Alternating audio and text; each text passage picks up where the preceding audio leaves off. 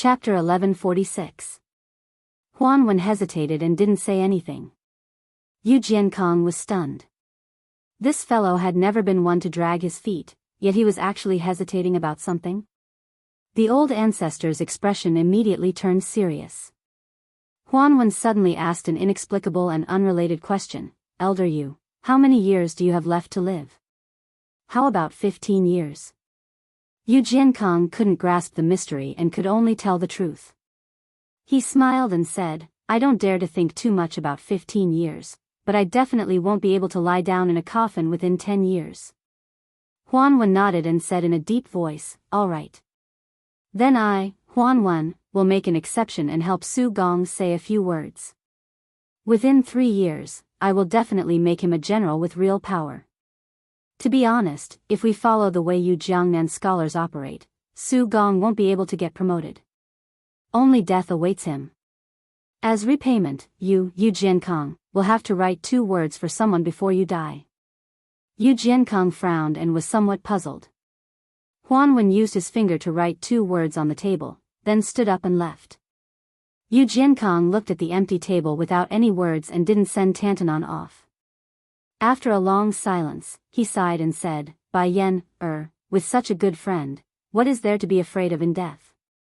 The Beimang Empress was far more open-minded than any man in the world. She allowed the Southern Dynasty to form its own imperial court. The Southern Dynasty had 6 ministries but didn't have the 2 provinces of the Hall of Secretaries. However, there was an additional king of the Southern Courtyard. However, the minister of the 6 ministries was still 1 rank lower than the North Court. The king of the Southern Courtyard, Huang Songpu, had a declining status in Beimang, especially after his trusted aide, Hong Guwen, was buried at the gentleman's pavilion on the border. This dealt a heavy blow to Huang Songpu, who was born from a small noble family in Beiqian. The general Lu Gui, who was born as a commoner, and Yang Yuanzan, who had joined the army, didn't take advantage of this situation to wantonly encroach on Huang Songpu's power and territory. Ever since the Longxiang army crushed the front line of the tiled gentleman's pavilion to pieces, many of the first-class noble families had become much more restrained. The old people who had dared to criticize the 3 generals felt the oppressive atmosphere before a storm. They no longer spoke carelessly about how they didn't even need 100,000 soldiers to overturn Beiliang. The Southern Dynasty had profited from the disaster. A rare harmonious atmosphere had appeared in the Southern Dynasty. Dongzhuo's increasing power and almost irresistible external forces had risen. Hong Jingyan had obtained all of the Ruren cavalry. The confrontation between the 2 in the Southern Dynasty's imperial court had, to a large extent, diverted some of the old contradictions from before. The king of the Southern Courtyard, Huang Songpu, was increasingly unable to command the 400,000-strong army of the Southern Dynasty. Both inside and outside the imperial court were well aware of this. However, a starving camel was still bigger than a horse. As long as the 2 generals, Lu Gui and Yang Yuanzan, didn't fall out with Huang Songpu, no one dared to challenge him face to face. Except for that damned fatty. At this very moment, Dong, who had even more military power, had nearly 100,000 men and horses under his command, and all of them were elite soldiers. This Dong, who had an extremely bad relationship with people in the imperial court, was cursing loudly. He was practically pointing at Huang Songpu's nose and spitting saliva. Old man Huang, have you been blinded by lard? Are you thinking of fighting Beiliang to decide the outcome of the battle? Let me ask you, how did that Hong Guwen, who should have been dragged out and whipped, die? He had the advantage in numbers and geography, but didn't he still lose to the Longxiang army, which had temporarily switched from heavy cavalry to light cavalry? Let me make a bet with you. If you do this, let alone flatten Beiliang, His Imperial Majesty's tent might even be raided by the Su family's cavalry. You damned old man, are you blind? After great ancestor Gu passed away, the great defensive line in Beiliang, which used 14 passes as key nodes, became a quagmire.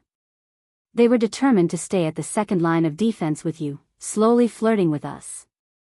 If the 400,000-strong army pounces on us, Beiliang can afford it, but can we? Do you really think that the Su family's cavalry on the other side won't intercept us and allow us to freely transport the provisions? The more fatty Dong spoke, the more unscrupulous he became. The white-haired Huang Songpu remained expressionless, too lazy to wipe off the fatty saliva. For the first time, Yang Yuanzhan and Lu Gui didn't stop Dong Zhuo's unruly behavior. While Dong Zhuo took a break to catch his breath, Huang Songpu calmly asked, "Are you done scolding?" Dong Zhuo bent over and hurriedly raised his arm. "Wait a little longer." Many of the old officials in the imperial court, who were used to seeing strange things, rolled their eyes. Some of the young nobles were more or less shocked. Huang Songpu really didn't say anything. Dong Zhuo moved his mouth, as if he was trying to produce some saliva so that he could scold more efficiently. Dong Zhuo straightened his back and was about to scold Huang Songpu to wake up this muddle-headed old man. At the entrance of the main hall, several tall men with profound authority walked in. They weren't too old, but their official titles couldn't be any bigger. Most of them were important officials of Beimang who lived in the southern dynasty but could completely ignore this imperial court. The abbot. As for the others, they were as rare as phoenix feathers and Qilin horns in northern Mang, but their statuses were even more transcendent. Dong Zhuo felt the strange atmosphere around him. He turned his head and opened his mouth wide. "Oh my, is this still the imperial court of the southern dynasty? Isn't this the most solemn meeting in the king's tent?" These uninvited guests included the two abbot of Gusai State and Dragon Waste State, the abbot of Orange State, Murong Baoding, and the great general Zhong Shentong. Huang Songpu slowly opened his mouth and said, "I've already sent a memorial to His Majesty. If it's approved, the army going south to Bailiang won't be just the 400,000 soldiers of the southern dynasty. Now it seems that it's most likely approved." Hong Jingyan glanced at Dong Zhuo and smiled coldly. Dong Zhuo tactfully shut his mouth. He shook his head and looked left and right, pretending that nothing had happened. Huang Songpu nodded lightly at the abbot and the great general. Then he said calmly to Dong Zhuo, "In the memorial, I've also resigned as the king of the northern court. I've recommended you to His Majesty, Dong Zhuo." Dong Zhuo was dumbstruck. The fat man suddenly came to his senses. His eyes were wet as he tightly grasped Huang Songpu's hand. "Old general, you're so worried about the country and the people. It's so touching. Do you have any granddaughters you're worried about? For example, that unmarried Huang Huang? I, Dong Zhuo, am willing to help take care of her." Huang Songpu said coldly, "If you dare to take one step into the Huang mansion, I'll break your 3 dog legs." Dong Zhuo retracted his hand and chuckled. "I haven't become the king of the southern courtyard yet, have I? All the good things in the world are safe in my bag. Otherwise, everything will be empty." Hong Jingyan narrowed his eyes and looked on coldly. Huang Songpu ignored the snobbish fat man. He walked to the center of the hall and looked around. The white-haired old man who had been on the battlefield for half his life was probably no longer the king of the southern court. He didn't say anything and just clasped his hands. Not only the generals who had made great contributions on the battlefield, but even the civil officials also clasped their hands subconsciously to return the greeting. On the border of Bailiang, a cavalry troop slowly moved forward. There were more than 50 riders. No one was anyone's retinue. Everyone had an official position. Among them was the Bailiang governor Chu Lushan, Bailiang's cavalry commander Yuan Zhuozong, infantry commander Yan Wenluan, as well as the infantry and cavalry deputy commanders ancestor Gu, Zhou Kong, He Zhonghu, and Qin Yinchui.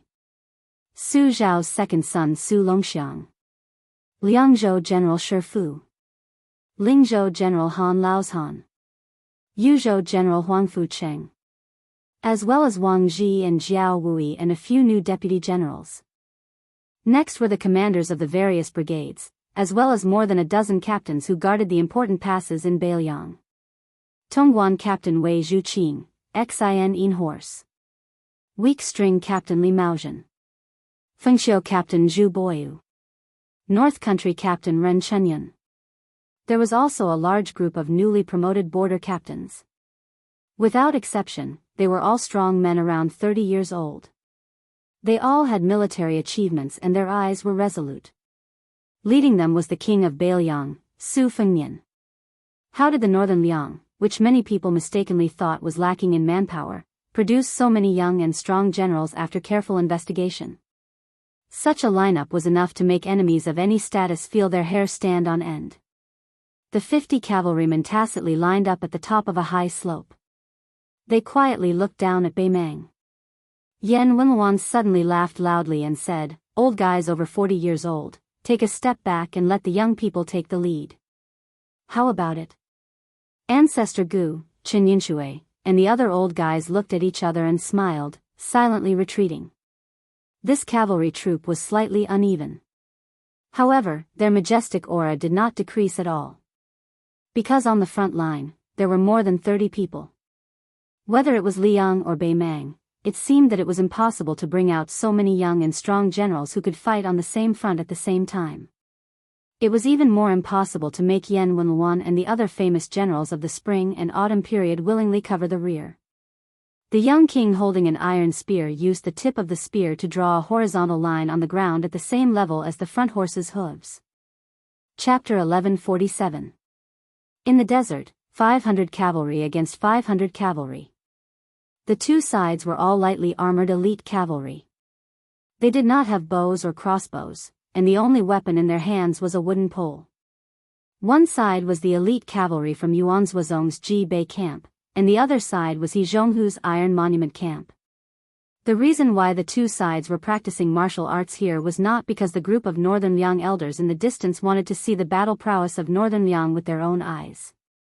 Instead, it was for a reason that even those outside the Northern Liang path would find inconceivable. Horse competition. Bei Liang placed the most importance on horse management, and there were pastures all over the place. Among them, Yinji pastures send out the most horses, producing 1,600 horses a year, of which, around 300 could be used for cavalry. This was a shocking number in the Liang imperial court.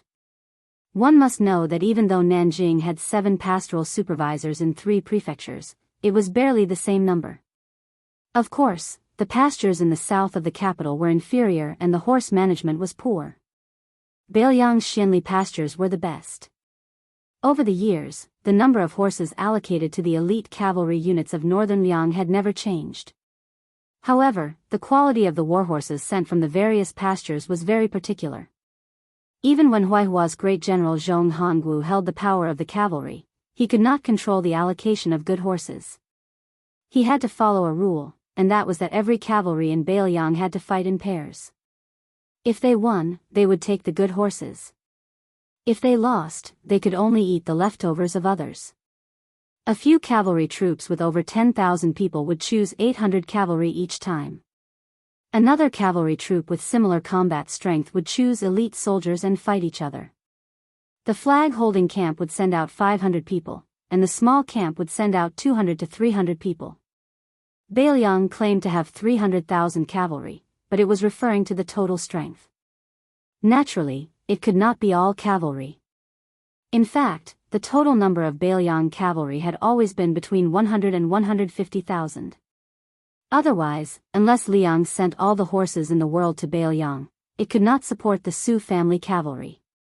Based on historical records, the Great Feng dynasty, which had always been crowned as the most prosperous after the Great Qin dynasty, only had 800,000 horses in the 30 years from Jinyuan to Linda. Furthermore, Beiliang's most elite cavalry always had 2 or even 3 horses per person. This was an extremely exaggerated matter in the 2 Liao provinces where the horse source was relatively abundant. Horses were the foundation of armors and weapons, the most important weapon of the country. The current commanders of Beiliang's cavalry were Yuan Zhuozong, the veteran deputy commander He Zhonghu, and the Zhou partridge, Zhou Kong, who was promoted last year. Out of the Su family's 140,000 cavalry, Yuan Zhuozong did not lead any personal troops, other than the 3 old battalions that existed before Su Shao became the king of Beiliang. Excluding the Great Snow Dragon cavalry and the Long Xiang army, He Zhonghu led the left cavalry of 40,000, and Zhou Kong led the right cavalry of 30,000. The Ji Bei battalion was one of the old battalions of Beiliang and was directly under the command of the great commander Yuan Zhuozong. The Ji Bei battalion's name had a deep history. After Su Shao became the vassal of Beiliang, Ji Zhou, where the Han family ruled, was the largest source of horses outside Beiliang. During the Spring and Autumn War, Su Shao formed many good relationships with the Han family.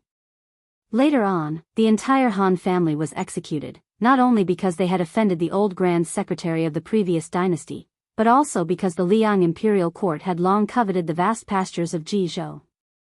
Thus, they could legitimately send good war horses to the northern defense line. However, the Han family's words carried enormous weight in Jizhou, and they never tampered with the numbers. However, they intentionally or unintentionally lost good horses to Beiliang. Although the Han family and the Su family became enemies later on, they were already a thorn in the side of the Zhao family.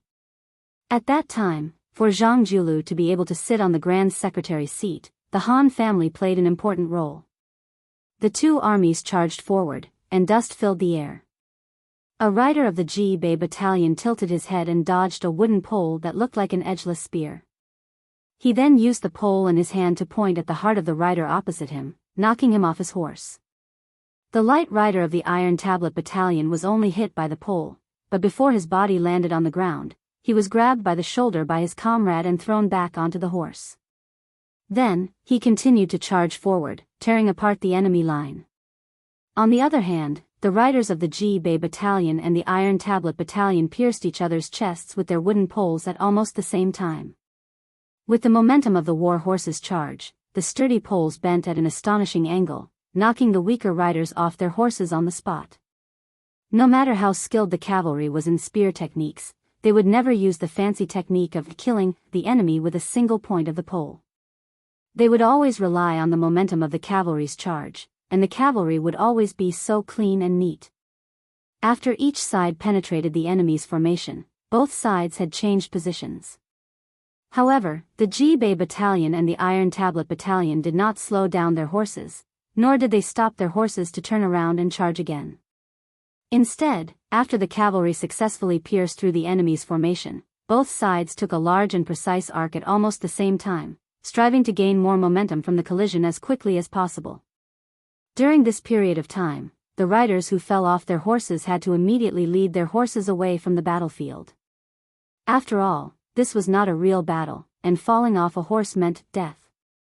Chen Yinshui was the deputy commander of Beiliang's infantry. He narrowed his eyes and watched the situation on the battlefield.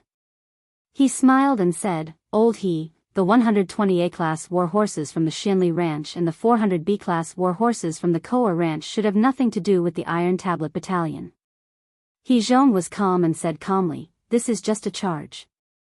If we were at a disadvantage in the early stages, we would have lost. You, Chen Yinshui, would have died 7 or 8 times in the Battle of the Western Wall." Chen Yinshui laughed and said, "How can it be the same? The Iron Tablet battalion is fighting against the Ji Bei battalion, one of the best elite troops in Beiliang. They are not the hotheads from West Chu." He Zhong suddenly sneered and said, "Old man, why don't we make a bet? If I win, you will give me that yellow parasite scout. How about it?" Chen Yinshui laughed and scolded, "I only have 4 yellow parasite scouts in total, and they are all my treasures. I won't make this bet, I definitely won't. Also, why don't you say what you will do if you lose?" He Zhong said calmly, "The soldiers I have trained will never lose." Chen Yinshui turned his head to look at the young king of Beiliang, who was sitting high on his horse and carefully watching the battle. He smiled and said, "Your Highness, look. Isn't Commander He's face as thick as the city wall?" Su Fengnian smiled and did not say anything. Chapter 1148. He Zhonghu led the troops and governed the troops. His style was ancient, he had to personally attend to everything, just like an auntie taking care of her own children. Even though he was the deputy commander of the cavalry, his eating and sleeping were no different from ordinary soldiers. Moreover, He Zhonghu did not have a wife or children, he only raised several lame old horses. This veteran general who had meritorious service throughout his life had made up his mind to live and die at the border. If it was based on military merit and seniority, Zhong Hongwu simply wouldn't be able to sit on the cavalry commander's position.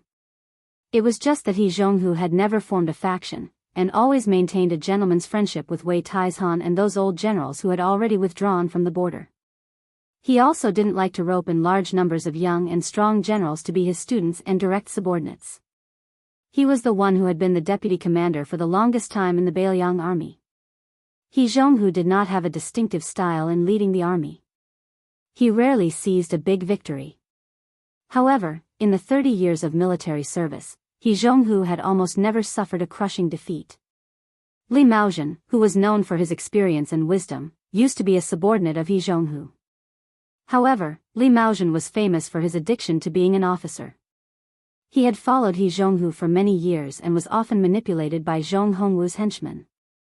Li Maozhen left the border army and returned to Bailiang. He asked Su Shao for the position of guerrilla general.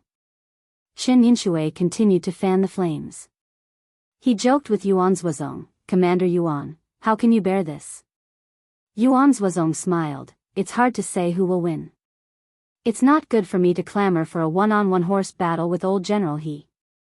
After all, you are old and weak." He Zhonghu suddenly glared at him, "Yuan Zhuozong, if you were 20 years younger, believe it or not, I could beat you down with one hand." Yan Wenluan, who looked thin and small, laughed, "Bullsh *t. Whether it's a horse battle or a foot battle, He Zhonghu can't beat Commander Yuan even if he has 3 heads and 6 arms." He Zhonghu was the most respected person in the Bailiang army. Yan Wenluan, who had joined the army at the same time as He Zhonghu, did not refute after his identity was exposed. Chu Lushan, who was about 400 pounds of fat, did not ride a horse. He stood beside Su Fengnian's warhorse and said calmly, "Just now, we received a spy report that Great General Zhong Shintong in Gu's Sarangio prefectures appeared in the imperial court of the Southern Dynasty. It can be considered as a farewell for Huang Songpu, who resigned as the king of the Southern Courtyard. Moreover, the one who replaced the position was not Tuoba Bodhisattva or Murong Baoding as originally expected. It was also not Great General Lu Gui, who was regarded as half a foster father by the Empress of Beimang. It was Dong Zhuo who liked to raise crows. Huang Songpu even announced publicly that Beimang was going to use all of its resources and send 1,000,000 soldiers to Bailiang. Beimang did not deliberately hide this news. I'm sure that Emperor Zhao and Gu Jiantang will be overjoyed when they hear this. The deputy commander of the cavalry, Zhou Kong, laughed, "Dong Zhuo? Wasn't he defeated by you, Lord Protector General?" Zhou Kong, who was the only one standing, rubbed his hands and laughed. Back then, there was still a bit of luck involved. Yan Wenluan thought for a while and laughed coldly. The king of Bailiang's actions are not only because they value him, but also because they are wary of him. Chu Lushan nodded and said slowly, "Little fatty Dong has always been treated as half a son by that old woman. It would be more reassuring to hand over the military power of the Southern Dynasty to a young man like him who doesn't have a deep foundation." However, this fellow had an entire 100,000 elite personal guards who only knew the word Dong, but not Northern Mang. Even an old woman would have to think twice before doing so. Dong Zhuo is a slippery person. If he doesn't take the lead as the king of the Southern Courtyard, once the war starts, with his temperament of not acting until he sees a rabbit, even if he is forced to take the field, he will definitely not put in any effort. When the time comes, both Liang Mang and Bei Mang will suffer heavy losses. In the end, the Dong family will have the most soldiers. In this way, even if Dong Zhuo doesn't have any ambition, he will still have to be ambitious. Su Fengnian said, "I heard that Dong Zhuo has always regarded you as an irreconcilable enemy." Dong Zhuo said cheerfully, "That little fatty thinks so, but Lu Qiu, doesn't think so of him." Great ancestor Gu, who was once the mainstay of the Southern Tang Empire, smiled knowingly. "If Dong Zhuo didn't become the king of the Southern Courtyard, I would have almost forgotten the amazing achievements of our Protector General." Chu Lushan raised his fat arm and waved it gently.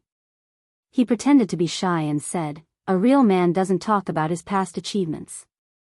Su Fengnian, who couldn't stand it anymore, raised his foot and gently kicked Chu Lushan's shoulder.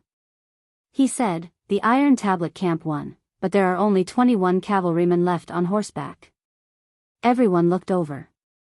It was indeed so. The 21 cavalrymen of the Iron Tablet Camp raised one arm at the same time and calmly accepted the thunderous cheers. He Zhong suddenly laughed heartily.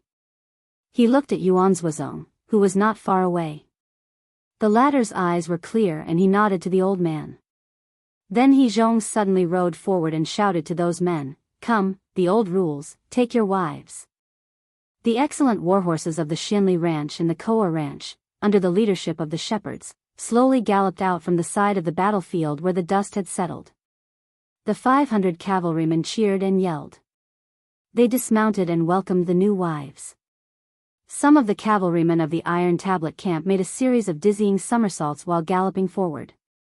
Some of them were kicked on the buttocks by their comrades behind them and fell flat on their faces. The 500 cavalrymen were so happy and noisy. Bailiang's horses had always been the wives of Bailiang's valiant soldiers. Who would complain about having too many warhorses that were rarer than beautiful women? Su Fengnian looked at the 500 cavalrymen of the Ji Bei camp.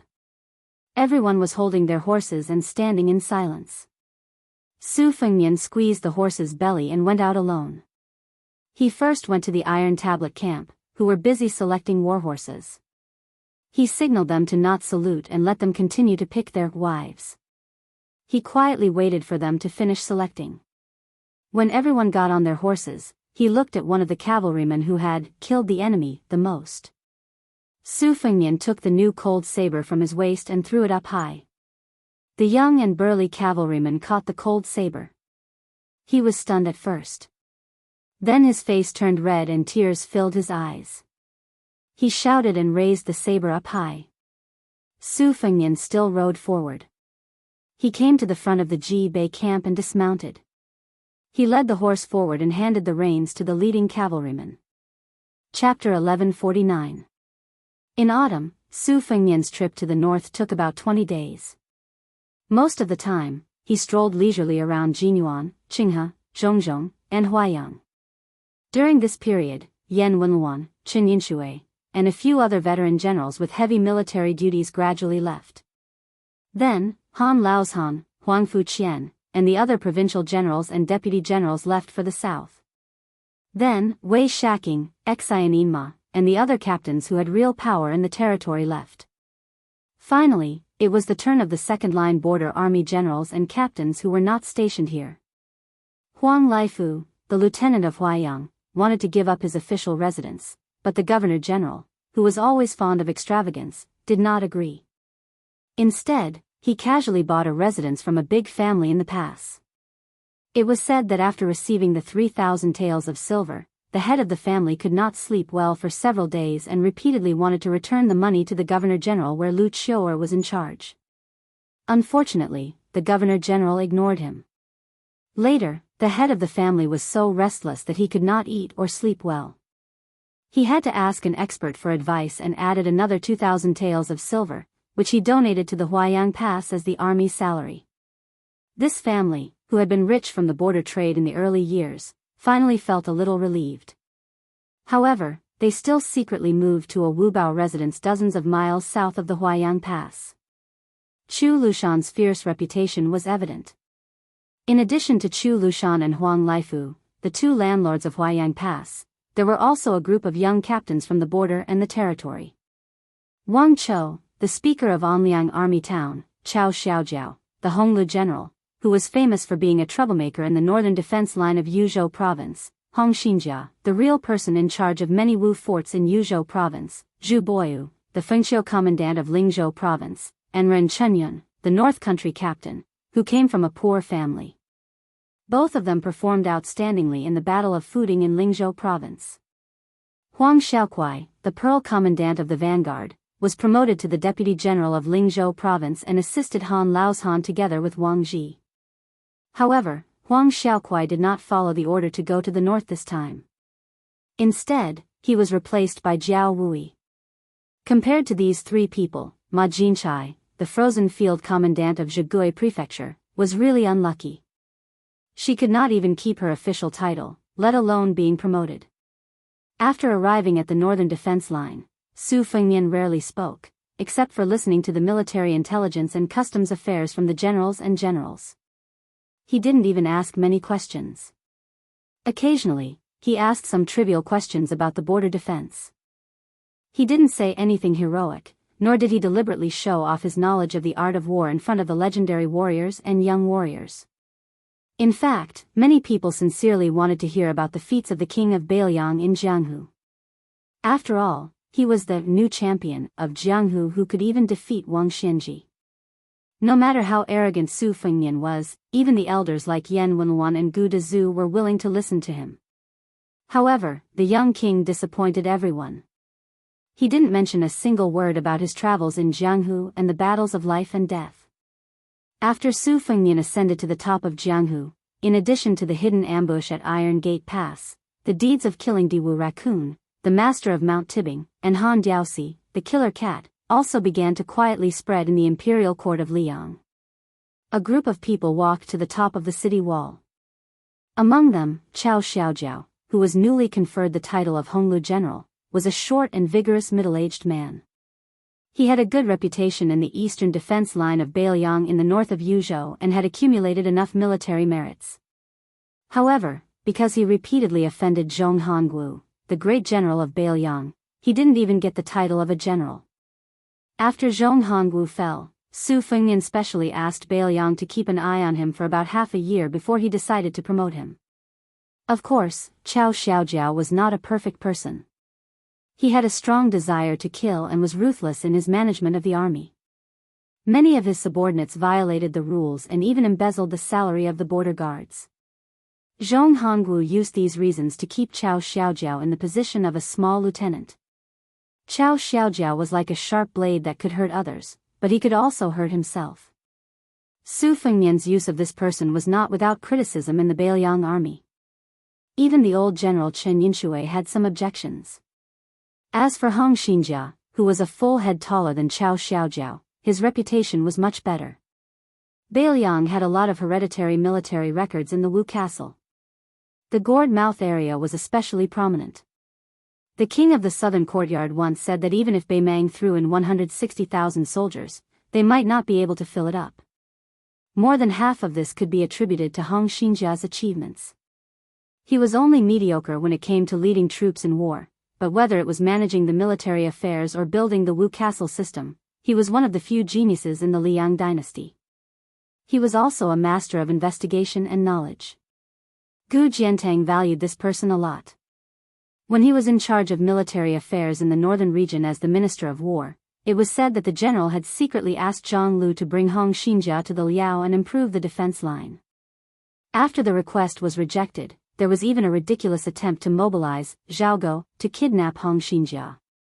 Walking to the top of the city wall, Su Fengnian looked to the east with his hands folded in his sleeves. He suddenly turned his head to look at Hong Xinjia, who was a block away from him. He called out Hong Xinjia's nickname, Lord of the Earth, and said with a smile, General Gu Jiantang, who is stationed in the Liao, recently offered this king a sky-high price. He promised that as long as he handed over the title of Lord of the Earth, he would help Bailiang get 30% more grain and 300,000 taels of silver from the imperial court. He also promised that you would be promoted by 3 ranks. You are only 1 step away from becoming a duke. Hong Xinjia grinned. First of all, it doesn't matter if I want to go or not. Second of all, I really don't care about the title of Lord of the Earth, as long as I can get things done. I've managed the gourd mouth area for more than 10 years, and I can't bear to leave. Su Fengnian shook his head. Tell me the truth. Chapter 1150. Hong Xinjia's face, which was as dark as charcoal due to years of exposure to the sun and wind, could actually be seen blushing. Chao Xiaojiao immediately mocked, Old Hong fears nothing but his wife. His wife is an auntie from Yanji County. She's such a beautiful flower and she's stuck on top of Hong Xinjia, this black cow dung. Last year, she even gave birth to a big fat son for him. How could that woman be at ease with her man going to Liang to be a high-ranking official? We used to say that the woman's words were more effective than a general's. As for the imperial edict from the imperial court, even if it really reached the Hong residence, wouldn't that woman directly throw it into the latrine? Isn't that right, Old Hong? Hong Xinjia elbowed Chao Xiaojiao's ribs. The latter didn't block it and rubbed it with a mischievous smile. You hit me, right? The prince also saw it with his own eyes. I won't pay back the 28,000 taels of silver I owe you. Hong Xinjia, who was close to Qiao Xiaojiao, widened his eyes. Just as he was about to speak, he suddenly realized that the king of Bailiang was beside him. He forced himself to swallow back the family scandal that he almost blurted out. Su Fengnian dismissed it with a smile. He didn't follow the vine to get to the melon and get to the bottom of it. Chu Lushan frowned imperceptibly. Su Fengnian looked at the sky and said jokingly to the group of generals and lieutenants around him, "You guys, go back to your homes and find your mothers." When they walked down the city wall, Chu Lushan approached Su Fengnian and asked in a low voice, "Deploy 500 elite cavalry to protect the prince?" Su Fengnian, who was followed by his eldest disciple who was a burden, shook his head. Chu Lushan didn't dare to make a decision on his own. At most, he could only secretly add more people. He quickly calculated in his mind. There were still a few old but strong falcons in the upper room of the Fushui Society. In the end, Su Fengnian and Yudilong left Huayang Pass on their horses. Yudilong barely learned horsemanship. Although the ride was bumpy, at least he didn't fall off the horse. Among the three disciples, Yudilong was the least close to his master, Su Fengnian. Although Lu Yunzhang was noisy, he ultimately spoke more to his immortal master. Although Wang Sheng was reticent, he was undoubtedly the one who respected Su Fengnian the most. Only Yudilong didn't know how to deal with his master, nor did he take the initiative to get close to him. The only emotion he revealed was a natural fear that came from the bottom of his heart.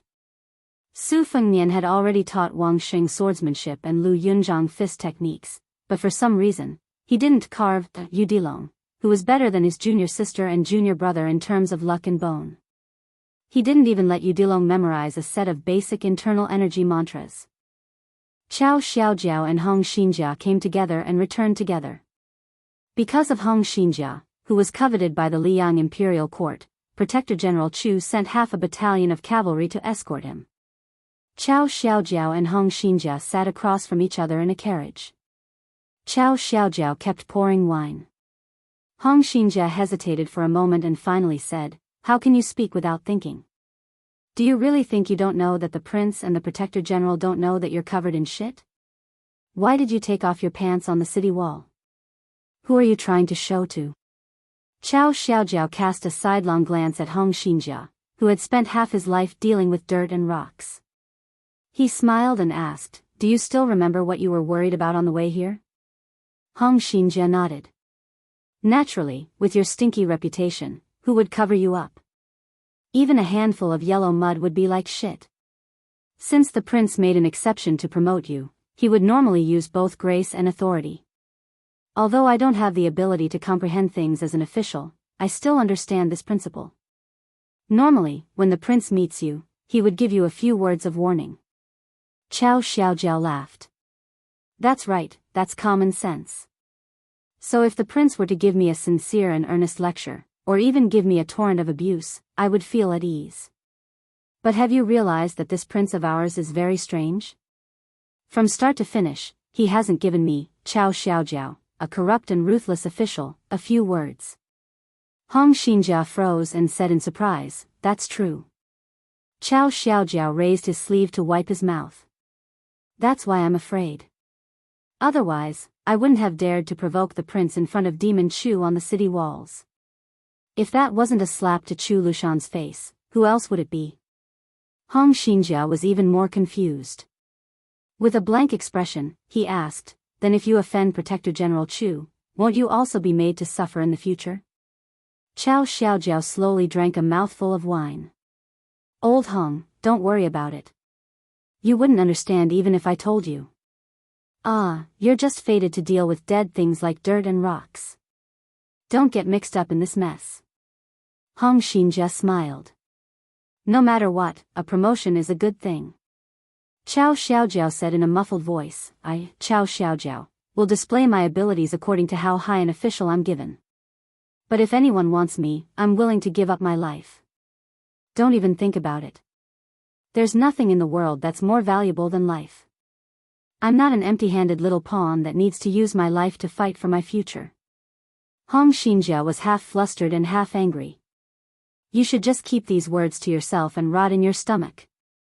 Qiao Xiaojiao raised the curtain and gazed at the autumn wind sweeping up the yellow sand. Wave after wave, it swept across the desert. Hong Xinjia slapped his thigh and suddenly said, I remember something. When I was drinking with old General he accidentally let it slip. Do you still remember that day when the two battalions confronted each other and after the victor was decided, the prince gifted him a saber and a horse? Qiao Xiaojiao nodded and smiled. It's just a little bit of skill to buy people's hearts. Hong Xinjia's expression was rather strange. He whispered, the prince actually said something at the time.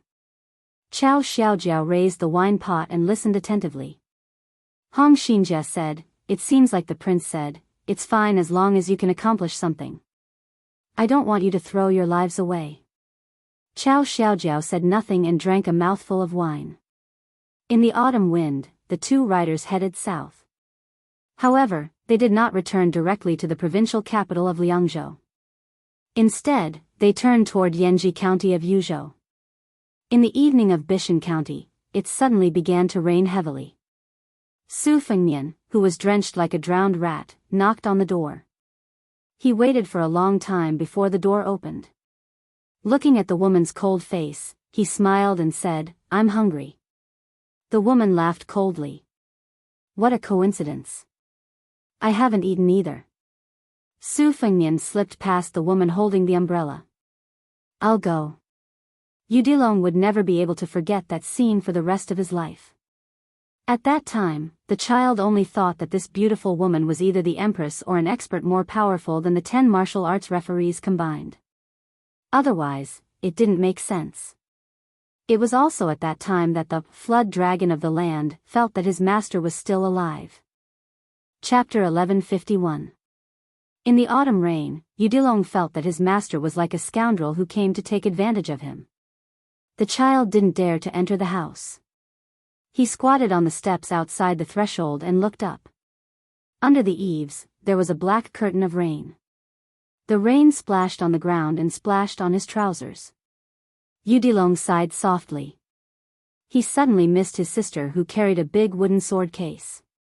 Hearing the sound of light footsteps, Yu Dilong turned around and saw the woman who he didn't know whether to call sister or aunt carry 2 small stools.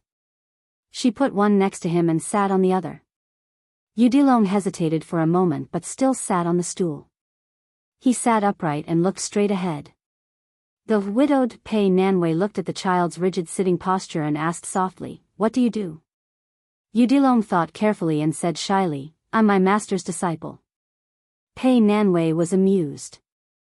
Could it be your master's master? Yu Dilong opened his mouth slightly and blushed. Pei Nanwei didn't say anything else. She looked at the mud in the yard with the child and said to herself, we should have laid down stone slabs. The 10 kilograms of mud we dug from the swallow's nest ridge is gone. Yu Dilong listened to her nagging and didn't feel annoyed.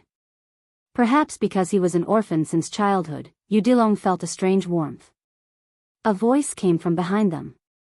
Time to eat. At the small square table, Su Fengmian had already served the food and set the bowls and chopsticks. Pei Nanwei and Yu Dilong walked into the house with stools. Pei Nanwei and Su Fengmian sat opposite each other. The child thought for a moment and didn't dare to eat at the table. He just sat on the threshold with the bowl and continued to watch the rain hit the mud. At this moment, the child, who had been thinking about saving enough money to build a house since he could remember, decided that if he wanted to build a house in the future, he would build it according to this yard. You still know to come back? Yes. What did you do outside? Did you unify Jianghu, kill the emperor of Liang, or flatten Beimang? Not really. But haven't you heard the news? What should a commoner hear? I went out and fought with Wang Xianji, and luckily survived. After that, he made a trip to the Eastern Sea's martial emperor city and took away all the weapons. On the way back to Beiliang, I met great-grandpa of the Wu family's sword tomb. After staying at Mount Qingliang for less than a day, I ran to the north of Liangzhou and finally sat here to eat with you. How busy. It's just that I didn't earn enough money to bring it back. Was the bag of rice that Zhu Jingli carried here last time? You're eating so little, but I don't see you losing weight. It's time to grow fat again, so take it easy. If you're skinny, you can still wear old clothes, but it's just a little looser. If you're fat, you'll have to spend more money. Pa! A loud sound rang out.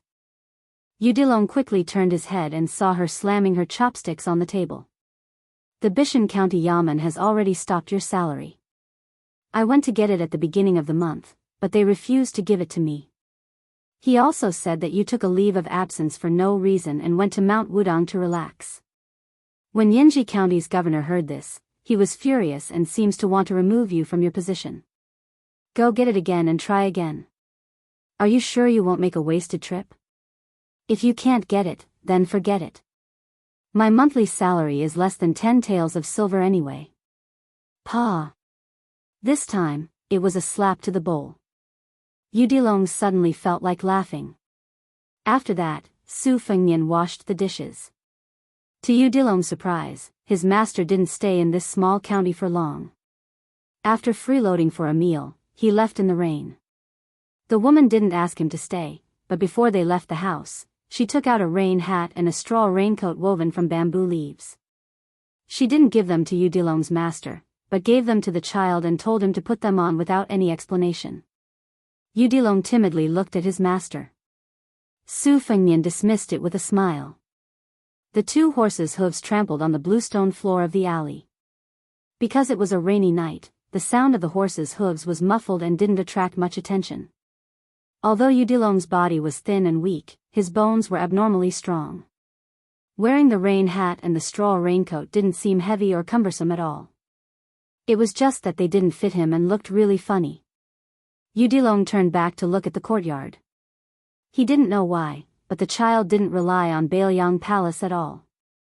He also didn't treat it as his home, but he felt close to this simple courtyard. He also had a strange thought in his heart that he couldn't tell anyone.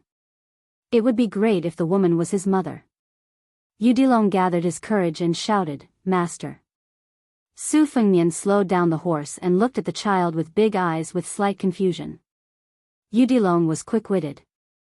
He swallowed the words that were about to come out of his mouth and asked, "Where are we going?" Su Fengnian indifferently said, "Mount Wudong. I'm going to a paradise there to stabilize my body and spirit." Since Udilong could see the strength of Wang Sheng and Lu Yunchang's qi, he naturally knew a secret after spending so much time with his master. His master's qi had been declining. Simply put, his master's martial cultivation was like a bamboo basket that kept leaking water. If he didn't fix it quickly, there wouldn't be a drop left. It might even cause irreparable damage to the basket itself. This was also why Chu Lushan had asked for 500 cavalrymen to protect him at Huayang Pass. He had fought to the death with Wang Xianji, killed Zhao Huangchao, attacked Wu Wu City, and fought against Wu Jian. Su Fengnian's strength was declining day by day at different stages. If it weren't for this, the great-grandpa of the Wu family's sword tomb wouldn't have taken the extra step of pretending to block Su Fengnian's way at the border of Yuzhou and River Province. Chapter 1152. Udilong's face suddenly turned solemn.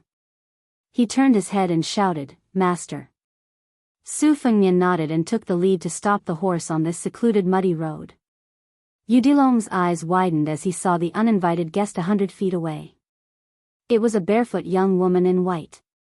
According to common sense, with the downpour, her clothes should be soaked, but her feet were a few feet above the ground. Her clothes fluttered, and there was a white rainbow behind her that formed a supreme mysterious body of a bottle. In this way, the radiance she emitted was like a full moon that had descended to the human world. Udilong suddenly felt like he was facing a great enemy. Although the woman's aura was not as fierce and frightening as that of the Baelyang cavalry commander, it was more profound and lasting.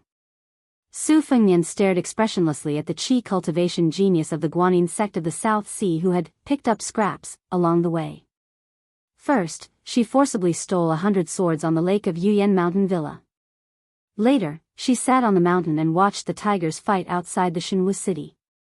She probably wanted to fish in troubled waters, but she did not expect that Han Xingxian would suddenly die under the sword of Suaxia Valley. She did not succeed in absorbing his dissipated fate after his death and then disappeared. But after he defeated Wang Xinji, this woman began to absorb his constantly lost qi. In terms of the ability to grow fat, there was no glutton in the world who could compare with this woman who was nicknamed the Charcoal Girl. However, Su Fengnian had an agreement with the old woman of the Guanyin sect of the South Sea. The other party was polite, so Su Fengnian did not deliberately stop the woman's stealing action. Everyone in the world had their own bad karma and good karma. Su Fengnian also did not feel that he had to monopolize the fate of Jianghu. As long as he was not provoked, whether this strange woman who was born with a sword embryo like Wang Xing became a sword immortal and became the leader of the martial arts world, or whether Xianyuan Qingfeng was 1 foot tall and the devil was 10 feet tall, what did it have to do with him? After the Charcoal Girl obtained Su Fengnian's lost qi, she was like a fish in water. Compared to Yuyan Mountain Villa, she was much more powerful. After she appeared, she looked at Su Fengnian. Her mouth curved into a condescending playful smile. She stretched out her hand and waved it in front of her. It was like a beautiful painting scroll drawn by a celestial being. Under the Charcoal Girl's hands appeared one after another. There was the tall and sturdy old man Wang Xinji, who was riding the waves of the Eastern Sea. There was Deng Tai A, who was leading a donkey and holding a peach branch. There was the Western Chu official Chao Zhangqing, who was indecisive. There was Han Xingxian, who had red hair fluttering in the wind. There was a man holding a spear who looked somewhat similar to a green bird. There was Li Chungang, who was riding a sword with his hands behind his back. There were about 40 people in this long scroll, and all of them were great figures in Jianghu in the past 100 years. The people. Dead people of the people. Dead. Those who were still shining brightly were those who were still alive in this world. Su Fengnian knew most of them. After the scroll was unfolded, he was ranked second. The third was Tuoba Bodhisattva. It was just that the positions of those who had passed away did not change, but the portraits of those who were still alive in the mortal world began to quietly change their positions. The most obvious change was undoubtedly that Tuoba Bodhisattva had squeezed out Su Fengnian's second place and became the second person on the left of the scroll. Among them, Huang Sanja suddenly appeared on the list, showing an unknown scene. Moreover, the color of this spring and autumn demon was different from the black and white of the others. After the Charcoal Girl revealed this skill, she giggled and said, "This is the treasure of our Guanyin sect. Not only can it subdue demons and devils, it can also summon gods." Back then, my master, yes, the one who was defeated by Li Chungang, should have used this to shine in the spring and autumn period. Su Fengnian said calmly, "I know. It's the land pilgrimage painting." The Charcoal Girl said, "Wow, Su Fengnian, you've even heard of this?" Su Fengnian was silent. The Charcoal Girl of unknown origin smiled and pointed at the person on the top of the scroll with her slender finger. "Su Fengnian, don't you want to know who this person is?" Su Fengnian shook his head. The girl in white narrowed her eyes and said to herself, "Everything has its vanquisher." Back then, the nameless Taoists sealed the invincible Gao Shulu. The Taoist mansion of Longhu Mountain suppressed the devil Lu Songtao of Zhulu Mountain. Wang Xinji suppressed Li Chungang. In the end, you subdued Wang Xinji. Then, aren't you curious who's going to subdue you? Su Fengnian frowned. The Charcoal Girl was slightly surprised. She looked at a fresh portrait that appeared out of thin air in the scroll. She glanced at the Earth Dragon, then stared at Su Fengnian and continued, "Su Fengnian, don't you want to know who Qi Xianzhu and Hong Xixiang, who are also the reincarnations of Ancestor Lu, suppressed when they were born?" Su Fengnian looked at the portrait at the top of the scroll. It was not the same as the other people. This person was blurry, but he was wearing a Confucian robe. He sat cross-legged and stared at a white water bowl in front of him. There was about half a bowl of water, and the water surface was slightly rippling. The Charcoal Girl who had been acting alone asked tirelessly, "Su Fengnian, let me ask you. Why is it that in the past 100 years, the Confucian saint is the most difficult to be born? Xianyuan Jingxing reached this realm less than an hour ago. Huang Longsher is the same. Even Chao Chongqing is a dying man." Su Fengnian fell into deep thought. The charcoal girl who had not gotten a response all this time was like a woman who complained about her lover's lack of understanding. She stomped her feet and complained, "Su Fengnian, will you die if you answer me?" Su Fengnian could only sneer. An uncontrollable strong killing intent rose in his heart. Intuition told him that if he answered this woman, unless he was at his peak, he would really die. Chapter 1153. The charcoal girl looked at the young vassal king who had made up his mind to practice silent meditation. She did not give up and tried to goad him. "Su Fengnian, you were once the most powerful warrior in the world. Why are you afraid of competing with a little girl?" Su Fengnian stared at the Confucian scholar who had placed the bowl in front of him. He understood that the charcoal girl's words contained too many tricks. He could ignore half of the truth. This person was more likely to be the one who could restrain Huang Longshi. Otherwise, the devil Huang Sanjia would not have been so secretive and unwilling to enter the realm of terrestrial immortal. As for the one who really wanted to subdue him, it was most likely the charcoal girl herself. Nurturing qi, gathering fate, occupying fate, and finally achieving the grand qi phenomenon. Step by step, step by step. The charcoal girl's seniority in the Guanyin sect of the South Sea was even higher than that of the old woman. Moreover, she had a sword embryo. Her fate was not bad. Moreover, she had picked up the fate left by Su Fengnian. It could be said that she was blessed with fate. If she could get rid of Su Fengnian here and accept him completely, it was not impossible for her to become an unprecedented terrestrial deva. The Tide Listening Pavilion had collected countless rare copies of martial arts manuals. There were also many classified secret files that recorded the secrets of various sections. The Guanyin sect was the best place for qi cultivators in the south. However, the Tide Listening Pavilion still could not find any information about the chart of immortal pilgrimage. However, Li Chungang, who had personally beaten the charcoal girl's master back to the sea, had mentioned that the girl's martial arts were only outstanding but her swordsmanship was not top-notch. Even when facing him, she was not willing to use the trump card of a qi cultivator. Therefore, her journey in Jianghu was strange. She met many martial arts legends and young talents. She cast a wide net to catch more fish just to get familiar with them. She must have had an ulterior motive. When Su Fengnian first heard the charcoal girl's long-winded words, he did not pay much attention to what she said. He was more concerned about the reason why Dong Tai drowned the Guanyin sect with his sword. However, when the charcoal girl called out his name for the second time, Su Fengnian immediately became alert. Since then, she had to mention the name Su Fengnian almost every time she spoke. This made Su Fengnian even more cautious. Moreover, because of Gao Shulu's mountain ceiling talisman, he thought of the world's talismans. Among them, there were immortal necromancers who often carried the Yan Xingtu manual that was passed down from generation to generation when they traveled across mountains and rivers. They were familiar with the names of the immortals and ghosts in the world. If they met gods, they would worship them and obtain opportunities. If they met evil, they would kill them and accumulate good karma. Therefore, every time they met a mountain elf or a ghost, they would call it by its name and supplement it with incantations. Those with high cultivation could follow the teachings of their founding ancestors and recite the secret incantations that were originally hidden in the heavens. Immediately, they would trigger the Tianji purple thunder to kill it. The charcoal girl was about to speak when Su Fengnian took the initiative to speak for the first time. He asked, "Your actions are contrary to the original intention of your sect." On the lake of Yuyan mountain heights, the old woman said that she would bring a large number of qi cultivators to the battlefield at the border of Beiliang. "If I die, you will lose your life-saving talisman. It is inevitable that there will be complications. Aren't you afraid of being caught by the sect?" The charcoal girl smiled wittily and said, "When a general is outside, he can't obey military orders." The charcoal girl clearly felt the killing intent of the man on horseback.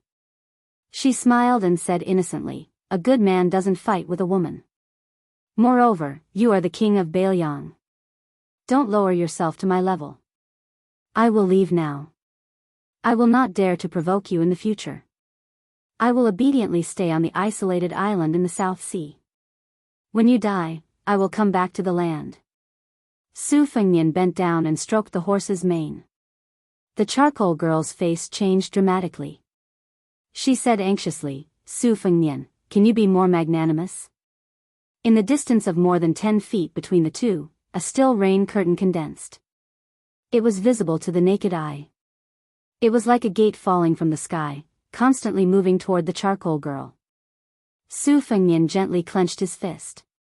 Although there was no rain curtain behind the charcoal girl, thousands of raindrops shot toward the girl's back. The charcoal girl drew an arc with 2 of her fingers.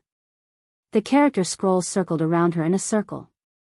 She stared at the man who was supposed to be mature but had lost his temperament. She said in fear, Su Fengnian, you deliberately trick me? Countless soybean-sized raindrops hit the scroll rapidly. The rain curtain containing violent sword intent tilted and collapsed in front of the charcoal girl.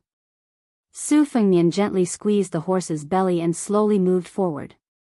This Bailiang A-class warhorse stepped on the path of the rain curtain and gradually moved to a higher place. It was high enough to overlook the charcoal girl who wanted to take advantage of the situation. Every time the horse's hooves stepped on the ground, the scroll around the charcoal girl trembled. Su Fengnian said calmly, everyone in the world has their own reasons to talk about, but some general principles are still the same. Udilong muttered angrily, Master's fate was taken by you, but your mother-in-law really has the heart to harm others. The charcoal girl who was trying her best to withstand the rain curtain and the raindrops hitting the bell said angrily, if I don't take it, I will be punished. This is not given by you, Su Fengnian. It is given to me by God. As the master, Su Fengnian was expressionless. As the disciple, Udilong, who was an outsider, was really annoyed to the extreme. He gritted his teeth. The child did not realize that his body was blooming with a majestic aura. It was neither Taoist's Gang Chi nor the Buddhist's golden rainbow. Chapter 1154. Muddle-headed, Lu Long, who had suddenly sunk into a state of oblivion, stared at the magnificent picture scroll. His eyes blazed as he jumped off the horse. This child ran faster and more nimbly than a runaway wild horse. He even broke through the thick and heavy curtain of rain. Reaching out his arm, he grabbed Wang Xianji, who had a dark color on the picture scroll, and pulled her back. The charcoal girl was not enraged by this strange child's interference. Instead, she was pleasantly surprised. His intrusion was probably because Su Fengnian was worried that the child's body and mind would be hurt by the rain, so he relaxed his defense. As a result, the charcoal girl, who was trapped, had a slim chance of survival. However, just as she was about to use her mind to take the picture scroll back, she suddenly realized that the immortal atlas she had nurtured for many years had been easily snatched away by the child. The charcoal girl's vision turned black. She was so angry that she almost fainted. It was not easy for her to stand firm. When she opened her eyes, she saw that the picture scroll had been divided into 2. Most of it had been snatched away by the child, but the remaining figure was left in place. The man who had set up the bowl, Su Fengnian.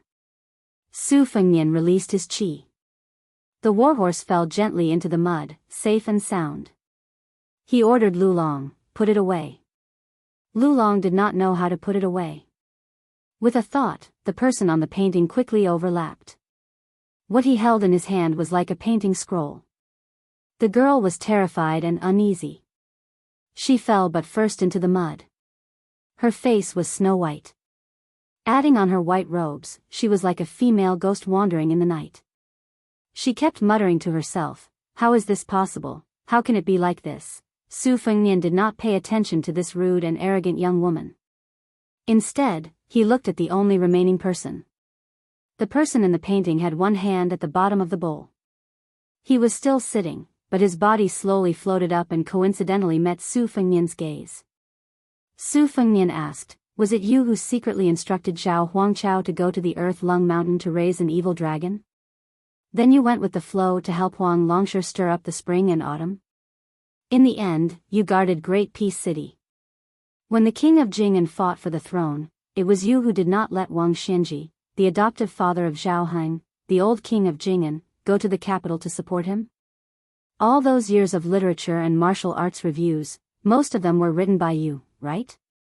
The man whose face was still blurry did not speak. Su Fengnian asked with a smile. Heaven, earth, and man all have their own mathematical principles. Yuan Benshi has been the same for several decades. He should be keeping an eye on the connections for the Liang dynasty. Zhao Huangchao cultivated in seclusion, which created the terrain. In that case, you must be the leader of the Qi refinement warriors in the north. However, I am very puzzled. Back then, when Hong Xixiang destroyed the fate energy of the country, 2 streams of fate energy flowed into Beiliang and West Chu respectively. Why didn't you stop them? The man finally opened his mouth to speak. The moment he opened his mouth, the world that was pouring with rain instantly fell silent. It's just a debate between heaven and man. I once defended the Zhao clan, who was blessed by the heavens. As for you, what do you say? Su Fengnian sneered and said, Damn, you just like to be self-righteous and spout nonsense. The man asked in return, Is that so? Su Fengnian seemed to be unwilling to argue. The man laughed and said, In the next 10 years, there will be 4 major battles. I only need to win one to win. After sitting and watching the clouds rise and fall for many years, the man finally stood up. His feet seemed to have landed in the mud of this small path. Su Fengnian saw that the man began to walk forward. Then, he brushed past him and headed towards Shishu. Su Fengnian stood where he was. The dragon was at a loss, while the charcoal girl's heart was like dead ashes. Su Fengnian raised his head and looked at the raindrops falling in the night sky. Every drop was crystal clear. The trend of the world today was no longer so unclear. Needless to say, Crown Prince Zhao Zhuan had an incomparable innate advantage and still occupied the most fate energy. Huang Sanjia and Beimang's state preceptor, Yuan Qingshan, chose Zhao Zhu at the same time. This person, who might be the true scholarly sage of the century, chose Chen Jibao. This was undoubtedly a situation that Su Fengnian was most unwilling to see. Su Fengnian turned to the charcoal girl and said, Using external objects to steal the secrets of the heavens is not a long-term solution. If you are really interested in the martial arts world, I will make a deal with you. The charcoal girl's eyes lit up. You want me to invite the Qi cultivators of the Guanyin sect to the border to promote the Beiliang? Su Fengnian shook his head and said, I want you to temporarily move the entire sect's manpower behind the defense line of the Jinkinjiang tomb. You are also allowed to withdraw from Beiliang if the situation is not good. The charcoal girl was stunned. Are you crazy? Su Fengnian shook his head and said, It is the Beimang Empress who has gone crazy. Beiliang and I have no choice but to go crazy with her. The charcoal girl said with an aggrieved expression, How can I dare to roam the martial arts world alone now? From here to the southern sea, I have to take a detour. It is thousands of miles away. Can you be at ease? Su Fengnian glanced at her. The charcoal girl pouted and admitted defeat. I know. You just want to say that this is how you walked out of Beimang. But you're a man, and I'm just a weak woman. If I delay your important matters, I'll just die somewhere. Su Fengnian smiled and said, I will let the heavy sword cave's master, Mi Fengjie, protect you on your way back to the Guanyin sect. The charcoal girl asked for a yard after taking an inch, Is there anything more powerful? Su Fengnian asked, What do you think of me? The charcoal girl said excitedly, Good. Su Fengnian no longer paid attention to this muddle-headed fairy and continued to gallop forward on his horse. Yu Dilong followed closely behind, leaving her stomping her feet resentfully. In the rainy night, Yu Dilong suddenly called out, Master. Su Fengnian turned his head in confusion. The child grinned and scratched his head, probably because he suddenly did not know what to say. Su Fengnian smiled and said, Since you have recognized me as your master, then I will tell you something. In the future, if you see such high and mighty fairies roaming the martial arts world, beat them up until they run home crying. Yu Dilong nodded heavily. Because of this unintentional conversation between master and disciple tonight. In the following 100 years, no one dared to call themselves fairies. Chapter 1155. Wen Long was born in Beiliang.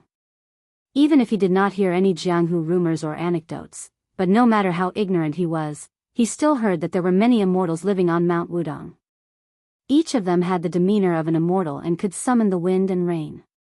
Therefore, when he followed his master to climb the mountain this time, he was especially pious.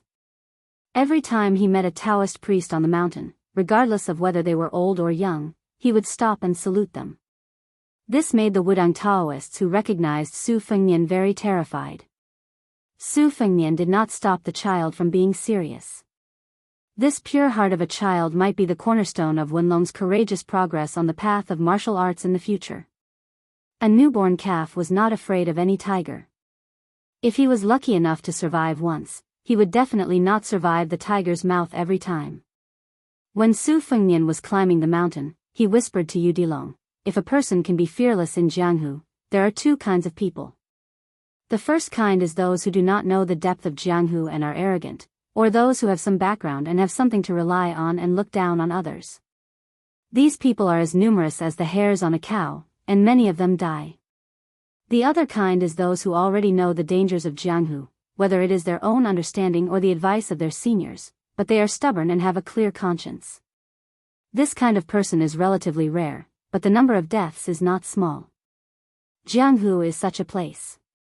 It doesn't care whether you are good or bad. If you are not good in water or have bad luck, as long as you get involved, you will easily drown. In just a few years, most of the masters who died in my master's hands are the latter. Your junior apprentice sister Wang Xing studies the sword, and she will not change in this lifetime. Since ancient times, there have been battles of will and Taoism. The person who said it most thoroughly and saw it the most clearly, that person used to cultivate on this mountain. The reason why he did not let Wang Xing practice on the mountain was because he was afraid that it would be dark under the lamp, and she would not be able to see the mountain clearly. He simply let her go further away to look at the scenery. After all, her rise is very high. If she blindly spoils things through excessive enthusiasm, she may become an embroidered pillow like the Spring Invitation Cottage's sect master in the future. Your junior brother, Lu Yunchang, is extremely sharp, but he's also filled with bloodlust. Just by relying on joining the army at the border to kill people, his saber arts will only deteriorate as he kills. His martial path will become narrower and narrower. In the end, he will be caught in his own trap. Even if he has Gu Jiantang's talent, as long as he doesn't have Gu Jiantang's breadth of mind and vision, he will definitely not be able to master a top-grade saber art. That was why he was sent to the Fish Dragon gang to train for a few years. The world was like a mirror, and the more you looked at someone, the more you wiped the mirror. Her heart was not his heart. You have to be an understanding person first, only then can you understand how to use a saber. A saber has a single edge, it's more focused on killing intent than a sword. It's extremely hard and easy to break. If you don't understand anything, sooner or later you'll die by your own saber. As for you, you're still young. You might as well learn from that guy called Hong Shixiang on the mountain. There's no need to rush, and there's no need to force yourself to take that step. I only have the three of you as my disciples. Lu Yunchang will fight for the limelight, so it won't be your turn as the eldest senior brother for the time being. He would gladly carry your burden on his shoulders. In this world, other than the crown prince who's destined to sit on the dragon throne in the future, no one has to be successful. As long as you can protect yourself, you can live however you want, as long as you're happy. Among the three of you, Wang Sheng is a little different. Because she practices swordsmanship, out of selfishness, I put master's score on her and gave her a heavy burden. I have to make this clear to you. You can't hold a grudge against Wang Sheng because of this. Walking behind Su Fengnian on the steps, Lulong hurriedly waved his hand and said, "Master, I won't. I can't wait for junior sister to practice the most powerful swordsmanship. It doesn't matter if she's better than me." Su Fengnian stopped and turned back to look at Lulong. The child blushed slightly from being stared at. Su Fengnian joked, "You have a good eye. Ignoring everything else, you've already inherited master's teachings on this point." This child's physique had been enlightened at an early age and had reached the consummation stage. He was miles ahead of his master, Su Fengnian. Now that his ignorant thoughts were exposed, he scratched his head and pretended to be stupid. Su Fengnian looked into the distance and said softly, "If the three of you become successful in the future, you must remember two things. Wang Sheng and Lu Yunzhang should have a life and death battle between swords and sabers. You don't have to stop them from competing, but I hope you won't kill Lu Yunzhang in a fit of anger. Also, don't learn from Master's womanizing ways, but not his heartlessness. Smart people fall in love, but if they're unlucky enough to meet a bad person, they'll suffer a fate worse than death. Whether it's true or not, there's almost no one who's comfortable. Look at Chao Chongqing and Xianyuan Jingsheng, and then look at the carefree Dong Tai. Su Fengnian stopped talking halfway. Yu Dilong heard half of it and waited for a long time, but he didn't continue. He looked up at his self-proclaimed heartless master. After Su Fengnian slowly came back to his senses, he rubbed Yu Dilong's head and asked with a smile, "Do you think it's your master's wife?" Yu Dilong stared blankly for a moment, but he quickly said decisively, "Pei Nanwei." Su Fengnian bent his finger and tapped the child's forehead. It's not bad to help those close to you, but those who achieve great things are mostly neutral and peaceful. Master has suffered a lot in the past, so you have to learn from it. Yu Dilong sighed, his entire face scrunched up. He complained, "Master, you've said so many great principles today, I can't eat them all at once." Su Fengnian smiled and said that eating was a blessing, but he really didn't talk to his disciple anymore. The two of them silently climbed up the mountain. Under the secret instruction of Mount Qingliang, the local government donated several large sums of money to Mount Wudong. They also contributed a lot of manpower to help build a new Black Tortoise Hall, Guanqinggu, Law Enforcement Bureau, and a series of other grand and elaborate buildings on the mountain. Furthermore, they also built an academy on the mountainside, a place with picturesque hills and limpid waters, where the immortal music of Taoist school was faintly discernible, intertwined with the sound of books, bringing out the best in each other. Some of the old and dilapidated buildings on Mount Wudong that couldn't be repaired were also given a new look. The incense on the mountain was already flourishing, and with the new Prince Liang's undisguised support, the pilgrims were ordinary people. It was impossible to tell whether or not Mount Wudong's celestial aura had increased, but the human and fiery aura was much more than before. Every 1st and 15th day of the month, there were many tourists, and the incense was flourishing. It could almost compete with Mount Longhu. After Su Fengnian met the old Jinren Xinyao, who was in charge of discipline, he settled down next to the elephant washing pond where he used to practice his saber. He didn't deliberately restrain the little dragon, allowing the child to wander around the mountain. Su Fengnian spent most of his time meditating on a huge rock in the middle of the pond. Finally, he stopped the qi in his body from collapsing for 1,000 li. The water level of the pond slowly rose back up. During this period of time, there was a constant stream of courier riders delivering redacted copies of the relatively important Wutongan documents to the mountain. In his spare time to stabilize his body, Su Fengnian would carefully read through each official document. Other than the courier riders delivering important government affairs, secret military affairs at the border were handed over to the experienced spies of the Fu Shui Bureau. Among the spies were some newly recruited Jianghu experts, all of whom had already been selected by Chu Lushan. It was unrealistic to have these people fight to the death on the battlefield, but to have them do some relaxing work, they would still be scrambling for it. Selecting Jianghu people to be elite courier soldiers was one of the suggestions put forward by Wang Lifting, who had taken over the Golden Weaving Bureau from Li Shifeng. Apart from this, the Golden Weaving Bureau set up weaving departments in the other 3 prefectures. They could not personally participate in local governance, arresting thieves, or participating in impeachment, but they could help Mount Qingliang secretly report and supervise various affairs. At the same time, it was precisely because of Wang Lifting's suggestion that the total of more than 20 academies in Liangling and Yuzhou, under the leadership of 3 leaders of the literary scene, evaluate 3 best articles of any genre each month. The winner would directly obtain an official position in Beiliang. There was something interesting about this. The literary giant in Liangzhou responsible for reviewing the articles was none other than Wang Chudong, who had written The First Snow. However, the articles that truly reached Su Fengnian's hands were mostly those abandoned articles that criticized the current political situation. Although many of the articles were biased in their point of view, even treacherous and heinous, these scholars had quietly put their names on Wutongan's archives.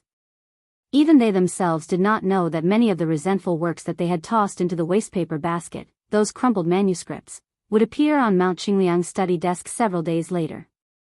Su Fengnian's temporary thatched hut was practically lit at night.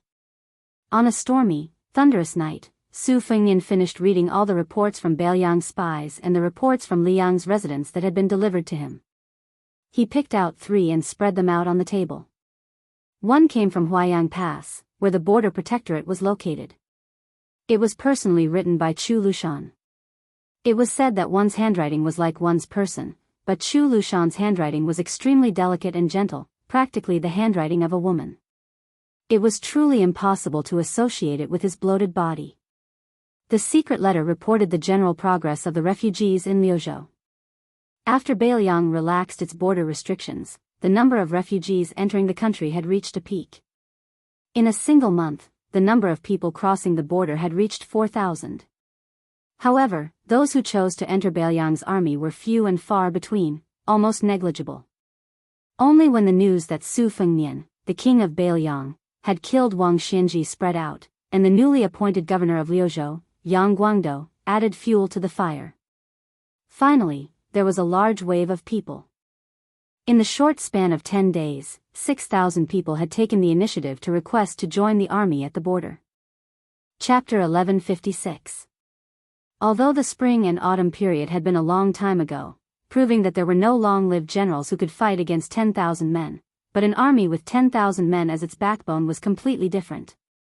Su Fengnian, Chu Lushan, Yuan Zuozong, and the others did not think that the valiant refugees could form an army of their own in Liuzhou. They did not believe that they could defend against the charge of Beimang's cavalry. With hundreds of thousands of refugees, it was true that everyone could mount a horse and fight. However, in a mature army, even after 10 to 20% of casualties, the army's morale would still be intact. These refugees seemed to have a large number, but in a real battle, not only would they not be able to withstand a single blow, they might even break up Beiliang's original formation. Therefore, the best situation was to scatter these refugees and send them to the border army. Then, a portion of Beiliang's elites would be transferred to Liuzhou. They would be the cornerstone of Liuzhou's defense against Beimang's cavalry. However, this kind of thing could not be forced. Although the refugees did not have to worry about food and clothing after joining the army, it was still a job where one's head was tied to one's belt. No one was stupid. A bad life was better than a good death. Su Fengnian mocked himself. The title of number 1 in the world is still very useful. The secret letter also mentioned the conflicts between the refugees and the old soldiers after joining the army. There were even people who could not bear the humiliation and killed people in anger, almost causing a mutiny. In the letter, Chu Lushan said that as long as the refugees were involved, they would be executed. Su Fengnian sighed. Although the refugees who survived the pile of corpses were fierce and brave, they did not dare to cause trouble in Beiliang's army. Naturally, it was the old soldiers who looked down on the refugees first. It could be said that the deaths of these refugees were extremely wronged. However, Su Fengnian did not want to change Chu Lushan's decision. Without rules, nothing could be accomplished. In the army camp, the old soldiers bullied the new soldiers. This was a bad habit that no leader could get rid of. If the old soldiers at the border bullied the new soldiers, they would be punished. However, if the new soldiers broke the rules, they would be killed. If the refugees wanted to stand out, they only had one chance, and that was to fight in the battlefield and win the respect of the old soldiers. They had to treat them as brothers and comrades. There was no other path for them to take. The second letter came from Wutongan. Liang carried out a large-scale extermination of Buddhism, so the number of displaced monks entering the country was as numerous as the carps crossing the river. It was inevitable that both mud and sand would sink together. Naturally, not everyone was an eminent monk who was wholeheartedly devoted to Buddhism and did not stir up dust. The reason why they cultivated Buddhism was because they had not yet become Buddha. Among them, there were many famous monks who were used to living like princes. They used various channels to ask the government for the tax-exempt land granted by the temple. Nominally, they were praying for Su Fengnian, the prince of northern Liang's temple. There was a dispute in Wutongan because of this. Su Weisheng's opinion was that not only should they not open this mouth, they should also order the local government to severely reprimand these monks and expel them. Lu Qingyan's opinion was to appease them on the surface but secretly keep an eye on them. If they did not agree, they could just drag it out. There was no need to fall out with them. Su Fengnian rubbed his temples and smiled bitterly. One is ruthless, the other is kind. Both seem to be right. Let's just pretend we didn't see this. The third letter was very interesting. It came from Liang. There were many twists and turns in the process. In the end, they were able to enter Bailiang. Other than the fact that money could make ghosts drag the mill, they also had a lot of luck. Between Guangling Road and Nanjing was Lake Yanjiao. It was a man-made lake after Liang unified the world. It was said that it was used to suppress the dragon aura left behind by West Chu. There was an island in the lake. On the island, there was a warehouse that was heavily guarded. The warehouse was specially stored in a yellow book that was produced every 5 years by the various provinces of the dynasty. It recorded the household registration, farming, and labor situation of the various regions of Liang. But the world did not know that other than the yellow book of the head of the Ministry of Revenue in the capital, there was an even more obscure file. Other than the current Grand Secretary, not to mention the various government offices, even the 2 chief officials of the Hall of Governmental Affairs could not read it. That was the book of the various armies. This originated from when the late emperor ordered the compilation of the duties of various ministries. Not only did he have to specify the exact amount of farmland in the world, he also had to protect military secrets. As a result, he made a compromise and hung the yellow book of farming under the various ministries and provinces. Guangling Road was originally the granary of the world and could be considered hidden. However, the number of farmland in both Liao and Liao was surprisingly large. There was no doubt that this was the reason for hanging up the yellow book. The current Right Assistant Minister of the Ministry of War, Lu Mao, had asked the Marquis Gongliang, who was in charge of Lake Yanjiao, for a list of names. This imperial relative impeached him according to the rules. Lu Mao, who was slow to realize this, successively submitted a letter of apology. However, he was still unable to keep his position as Right Assistant Minister. He was demoted to Yanqi Road, a wild and desolate place where miasma overflowed. In the end, he died of old age in his post. This time, because of the influence of West Chu's revival, Lake Yanjiao began to move north on a large scale.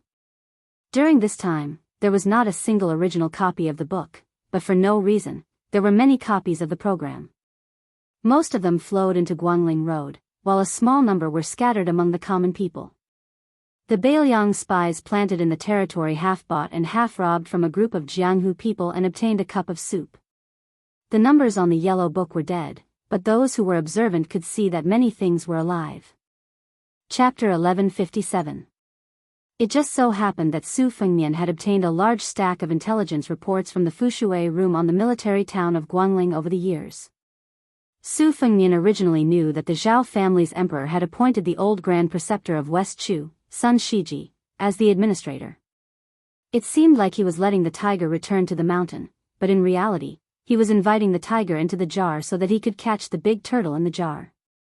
However, looking at the truth that had been carefully analyzed, Su Fengnian could be sure of one thing. Those garrison generals who complained to their subordinates that the court lacked pay were all righteous and confident.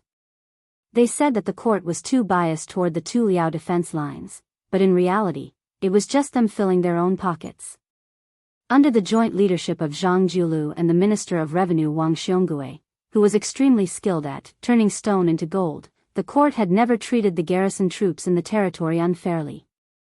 It was not strange to say that the local garrison troops were making a ruckus, and that the child who knew how to shout would get milk. But in Su Fengnian's view, the manners of these generals of the Guangling path were really terrible to a shocking level. However, this was Zhang Jiulu reaping what he had sown. At the beginning, it was he who had single-handedly created the situation of Southerners going up north as ministers, Northerners going down south as generals.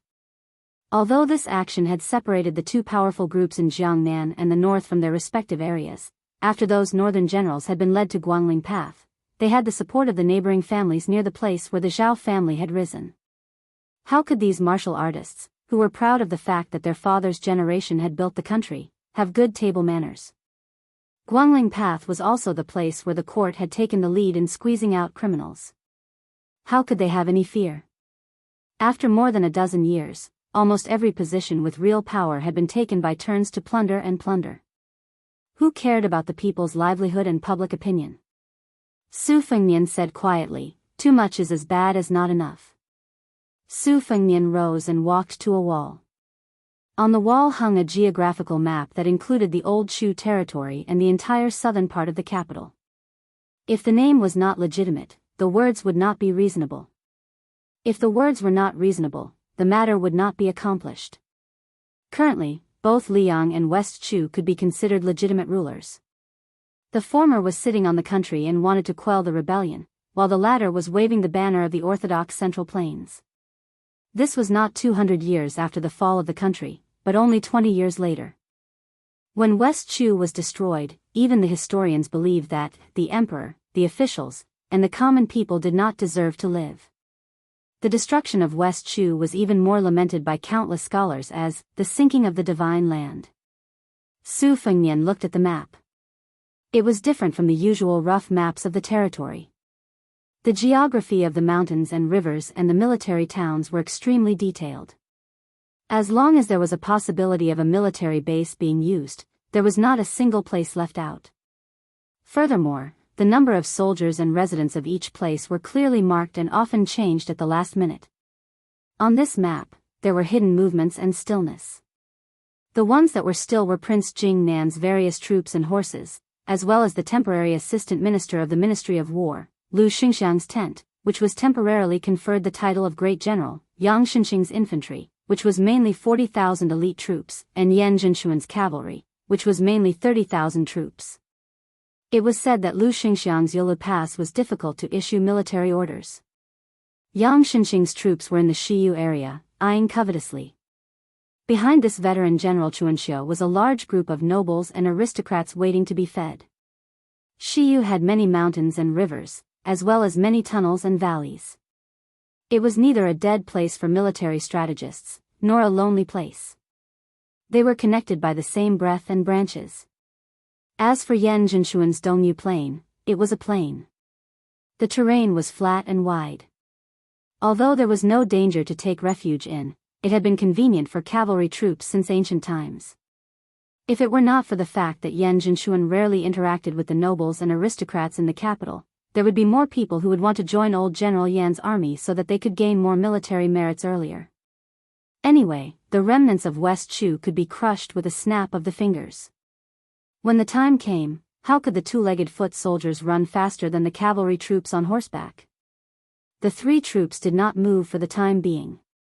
However, according to the latest spy report, West Chu's military strength had been surging in the dark. Other than the south, which was relatively quiet, the old capital's military strength had spread out in all directions. This was especially so in the north, where there was no fixed number. At a glance, it was like a headless fly flying around, full of obvious flaws. Su Fengnian squinted at the map, trying to guess Chao Changqing, the Confucian general who did not shine during the Chuanxiu period. Su Fengnian was in Beiliang. Although he was only a defender after his father's generation had conquered the country, he knew the importance of an ambush. The thousands of armored soldiers in Mount Qingsheng and the two groups of horse gang at the border were like this. It was the same for the cavalry troops that were placed in the western region to drive the troops up north. When placed in a battle, it also required accurate input of the following troops. This was why the heavy cavalry could make the final decision on the battlefield. In the past few years, around the old West Chu, there had always been many roaming bandits crossing the border and causing trouble. The fact that the Prince of Guangling Zhao Yi's troops could maintain a relatively high fighting strength was largely due to the contributions of these training targets. This was why Zhao Yi did not think highly of the Prince of Yan Qi and claimed that he could challenge the Beiliang cavalry. Among the vassals, the Prince of Jiaodong, Zhao Sui, had the geographical advantage of being at the border. However, under the double suppression of the court and Gu Jiantang, he could not fight the Beimang head-on. His combat strength had been declining in these years. Su Fengnian was searching for the location of Chao Chengqing's elite troops. He believed that the leaders of the Ministry of War in Great Peace City were also looking with wide eyes. In the past, De Chu, who wanted to rule the world, had the war saint Jiang Baikue as a stabilizing force. More importantly, he had many good generals, 120,000 great halberd warriors, and a large cavalry army that had been fed with gold and silver. Both light and heavy cavalry were invincible.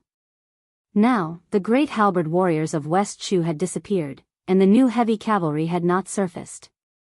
The forces that appeared on the map were mainly the 20,000 rebels, in charge of guarding the old capital of West Chu, and the 80,000 soldiers in the various military towns and passes. The roaming bandits hidden in various places were conservatively estimated to be no less than 30,000 people. Their combat strength was far above the 80,000, and they were on par with the 20,000 troops. However, when two countries fought, the foundation supported by the people and the power of the country was very important. With reputation, there would be sources of soldiers. The people were willing to fight for it. Only with wealth could one not lose in terms of equipment. Two armies of roughly equal strength, the number of weapons, and the quality of their armor were enough to decide the outcome, unless one side's general made a fatally stupid order. But the problem was that almost no one could be sure whether there were thousands or tens of thousands of West Chu survivors who would die for the Jiang character. Su Fengnian's gaze shifted further north, where Gu Jintang's 300,000 border troops were, the true elite of the Liang dynasty. Su Fengnian slowly retracted his gaze and turned his head to look at the border between western Shu and southern Zhao. Two of the best soldiers in the Liang dynasty. One had nothing to do and did not dare to go north, nor could he go south. The other was looking for trouble, using the Huangmu rebellion as an excuse to bring troops south. It was said that he only brought 800 soldiers. Su Fengnian sat back down at the table and closed his eyes in concentration. There was no map of Liang Mang's confrontation hanging in the room, because there was no need to look at it. It was all engraved in his mind. There was also no need for him, the king of Bailiang, to do his utmost in military affairs at the border. The reason was very simple. After nearly 20 years of hard work, the defense of Bailiang's border had reached the pinnacle. If the northern Mang only sent 400,000 soldiers from the southern dynasty to the south, Bailiang would eat them up without hesitation. If Bei Mang sent all of its troops south, it would be nothing more than a battle to the death. Of course, it could also be understood as helplessly waiting for death. To put it nicely, it would be mutual destruction. Su Fengnian walked out of the room and came to the side of the elephant washing pond. The small path was paved with cobblestones in the pond, tight and orderly. After being washed by the rain and pond water year after year, the cobblestones, which were originally not very sharp, had become even smoother and rounder. Su Fengnian took off his boots and held them in his hands. He slowly walked on the cobblestone path, a cool but not cold comfortable feeling seeping into the soles of his feet. Su Fengnian jumped onto a large stone and lay down, looking at the starry sky and closing his eyes. How many tens of thousands of people on the Guangling Road would not survive this autumn? How many tens of thousands of Bailiang would not survive the next autumn? Chapter 1158. In the main general's tent outside Yulu Pass, the atmosphere was heavy and strange. An urgent military report was delivered by the Lu family's personal guards. The assistant minister of the Ministry of War, Lu Xingxiang, was sitting behind the table. His expression did not change as his finger gently stroked a commander's seal. Inside the tent, the generals and captains were divided into two groups. Most of these generals were brought to the capital by Assistant Minister Lu from Guangling Circuit. There was no doubt about their loyalty and ability. Some of them were steady old men who had been nurtured by the flames of war during the spring and autumn period. Some were talented military officers who were in the prime of their lives and were eager to make progress. There were also a few young captains who were promoted as exceptions. A trusted subordinate who was sent to be a coachman rushed into the tent with his butt on fire. None of the guards stopped him. Lu Xingxiang did not even bat an eyelid. He just lowered his head and looked at the old map that was taken from the Ministry of Revenue with great difficulty. It was funny that even though Gu Lu had kept the Ministry of War for many years, he could not find a map of the southern part of the capital that satisfied Lu Xingxiang. However, he could easily find a few hundred maps of the border between the two Liao provinces. Guo Dongfeng, who smelled of horse urine, glared at his peers who were rejoicing in his misfortune, and asked loudly, "General, did that Yang Shenxing eat the wrong medicine? Why did he take the initiative to hastily advance towards the south?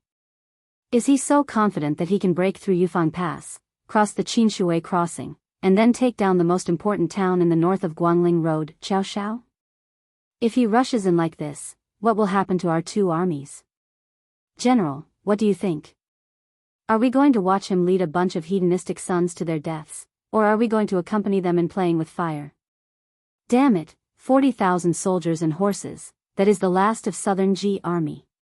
Once they cross the Qinshui crossing, before they reach Biao Town, that place has always been the Qingyang Basin, a place where battles have been fought since ancient times.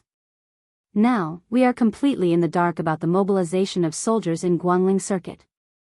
Where did this old man get the confidence to penetrate deep into that place alone?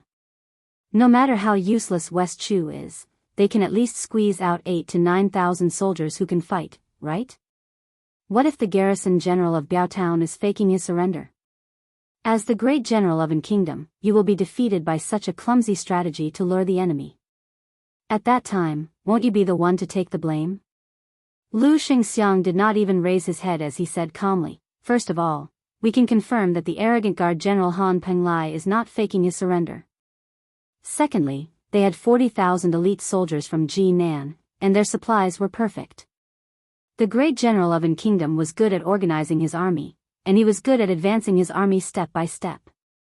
Even if they were faced with an army of 8,000 to 9,000 cavalrymen, as long as there were no heavy cavalrymen launching a surprise attack, they would not necessarily lose. In the end, no one dared to say whether or not the remnants of West Chu would be able to deploy nearly 10,000 cavalry at the front line of Buxiaoqingyang. Because of geographical limitations, West Chu had always fought on foot in the west and on horseback in the east. Of course, if you meet a lunatic, it's hard to say. Guo Dongfeng stiffened his neck and said, "But the Ministry of War's established strategy is to let the Duke of Huainan Zhaoying, who is stationed at the slippery platform, and the King of Jing'an, Zhao Sun, who is stationed at Hao Lake, launch the attack at the same time. No matter whether they succeed or not, it should be Zhao Yi, Prince of Guangling's turn next." How could it be Yang Shenxing's turn? Lu Xingxiang angrily rebuked, "You think you can call the name of the vassal king? Scram back to feed your horses." Guo Dongfeng shrunk his neck and obediently left the tent. Soon, he lifted the curtain and poked his head out, asking curiously, "General, may I ask where that Commander Chao Changqing, Zhou Song, Pei Hongji, and the other elders are now?" Lu Xingxiang continued to stare at the map. It was a young general from the Guangling Springs Snow Building who laughed softly and said, "Chao Changqing is personally watching the Guangling army. Zhou Song and Pei Hongji are not near the northern line. One is guarding the Huai River, the other is guarding the river." Guo Dongfeng made an "oh" sound and turned to leave, muttering to himself, "It seems that West Chu is not the Chu after all. They no longer have the courage to fight outside their borders." Waiting for Guo Dongfeng to walk far away, Lu Xingxiang raised his head to look at an old man in a scholarly robe who stood out like a crane among chickens. He asked, "Has Zhao Guo's side found any traces of horse movement on the Guangling Road's northern line?" The old man helplessly said, "It's difficult. The war hasn't even started yet, but more than 40 spies from the imperial court have died. In addition to the 20 or so people who betrayed us before, this is not a good sign." Lu Xingxiang made an "oh" sound and waved his hand, indicating for everyone to leave. The assistant minister of the Ministry of War who led the general glanced at the military report. On it, there was a general explanation of the reasons for sending troops down south. The wording was beautiful and the style was exquisite. Naturally, it was not something that Yang Shenxing could write. Even if Lu Xingxiang used his but to think, he knew that it was the work of someone who was familiar with military books. Although the south of the capital is the central province of the world, the stone of hegemony, it cannot be accepted. It must be guarded outside the borders. The reason for the fall of southern Tang cannot be ignored. Lu Xingxiang softly said, armchair strategist, screw your mother. The first year of Xiangfu, autumn, summer. The summer heat was over and the weather was turning cold. Chapter 1159. Finally, there was a refreshing feeling of autumn. This made the nearly 1,000 new soldiers who had hurriedly joined the army in the middle of summer feel relieved of a heavy burden. Their sickly expressions were swept away, and they immediately became more energetic. Especially when the army was crossing the Qin River to the south, these young men, who were mostly riding tall and fine horses, did not care about the river crossing formation. One after another, they donned bright armor and galloped on the Hebei shore, competing in riding skills. In fact, not long after these people joined the army, many of them had the idea of returning to the capital to enjoy life. This was because the military camp was too smelly. It was worse than a pigsty, and it was not easy to bathe. Previously, in the middle of summer, these young men had personally experienced the power of being covered in fleas. This was far from the beautiful original intention in their hearts of two armies facing each other and killing the enemy. If not for the elders in their families persuading them in every way possible, and at the same time continuously sending large amounts of prohibited items through their connections, these descendants of nobles, marquises, generals, and ministers would have to pinch their noses and continue to suffer in the old General Yang Xinxing's army. Almost all of the thousands of connections that grew up under the emperor's feet brought their personal guards and retainers. This allowed the general of an kingdom to have 3,000 elite cavalry under his command. When the army went south, more than a dozen young masters of noble families went to ask Yang Xinxing for permission to be the vanguard. The old general smiled and gave a bunch of excuses. He also vowed that these 3,000 cavalry were his trump card. A good knife should be used on the edge of the knife. The tall and sturdy Yang Xinxing stood on the south shore with one hand on his knife. Beside him, the eldest son Yang Huchen, who had followed his father for more than 20 years, had a bitter expression. He looked at the young men riding their horses and said softly, "Father, I don't know which young man said that when the army is crossing the river, we have to be careful of enemy attacks. Therefore, they want to help the roaming cavalry protect the emperor. Don't these kids know about the matter of scouts? In this way, other than disrupting the formation and delaying the crossing of the river, there is no use at all." There was even the second son of the Marquis of Guanyi who asked me if I could allow him to challenge the enemy general when the two armies were fighting. What kind of nonsense is this? I don't know what kind of nonsense novel he read. Also, the eldest son of Count Jinting objected. He said that marching 50 li a day was too slow and even used the analogy of a turtle crawling. He said that during the spring and autumn war, it was common for the light cavalry to travel 300 li a day and a night. Sigh, there was really no way to reason with them. Father, their 3,000 cavalry may look majestic, but they are actually incapable of accomplishing anything. The white-haired Yang Xinxing was extremely imposing as he lectured, "I know what I'm doing. Hu Chen, you mustn't show any dissatisfaction in the future." Yang Huchen smiled bitterly and didn't say anything. Yang Xinxing restrained her rigid expression and said earnestly, "On the eastern front, Gu Jiantang is in charge of military affairs. On the western front, the young man named Su from Bailiang is in charge. Neither of them is easy to deal with. The world is peaceful, so how hard is it to achieve military merits?" The remnants of West Chu had rebelled, and the southern line had appeared out of nowhere. This kind of opportunity was something that father had risked half of his life to forcefully snatch. When it came to relationships and seniority, most of the children on the North Bank would call you uncle. But these brats, although they were warm and attentive, they were cold and hard to please. You mustn't do bad things out of good intentions and cause us to give them military exploits. If they don't appreciate it, they won't take our young family's kindness into consideration. Yang Huchen nodded his head gloomily. Yang Xinxing patted the shoulder of the son who had high hopes for him and smiled, "Let's not talk about other things. If it weren't for the operation of these young men's parents, we wouldn't have been able to get those 5,000 good horses. The old soldiers of southern Ji are only known for fighting on foot. This time, my grandson has had his fill of riding. And this grandson is much more tactful than you. He has already started to call many of the people in the capital who were not familiar with him. This is a great thing. Yang Huchen finally smiled. Yang Shenxing sighed softly. When a tiger is in a cage for a long time, it will inevitably have to retract its claws. Not everyone can leave the cage. Look at the Dragon General Su Gong of the Gumu Su family. He missed this once-in-a-lifetime opportunity. Although you are one rank lower than him now, it will be hard to say in the future. Yang Huchen nodded his head. Yang Shenxing removed his sword and turned to point to the south. The old antiques of West Chu that father likes, like Pei Hongji of the Pei family, as well as Zhou Song and Zhu Yinliang, are still being held back in the south-central part of Guangling Road according to secret reports. Qiao Chongqing is going to confront Zhao Yi. As long as we attack the Bai Ao military town in one go and snatch the merit on hand, victory will be in our grasp. Afterwards, whether we advance or retreat, the imperial court will have a lot of leeway. As for the criticism from the Ministry of War, can it compare to the spittle of the imperial court elders behind the soldiers of the dukes and marquises on the north bank? As for Lu Xingxiang, let's forget about him.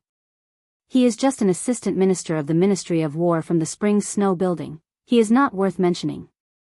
The only small variable is whether or not there will be people at Xinjiang Basin who are brave enough to come and stop us. Yang Huchen smiled. It's good that they came. That child Wenqi is holding his breath. In the future, our Yang family will not rely on me, but on this Confucian general. Yang Shenxing nodded and suddenly sneered. Qiao Chongqing is a Confucian general. Unfortunately, his fate is not good. The northern border town of Guangling was noisy. Han Penglai, the garrison general who first rebelled against Liyang and then West Chu, died suddenly. After his head was cut off, it was placed on the priceless red sandalwood desk. Other than his trusted subordinates, Zhao Go, 6 senior spies, and more than 300 people from a Jianghu sect died with him. The new owner of the general's mansion was a handsome young master who had a reputation for being a romantic and elegant man in Guangling. He was the eldest grandson of the Pei family, one of the 10 great clans of spring and autumn, Pei Sui. Pei Sui ordered someone to take away the head that died with remaining grievances and methodically began to take over the affairs of the military town. He did not show any unfamiliarity after taking over a magpie's nest. He was extremely familiar with the military affairs here.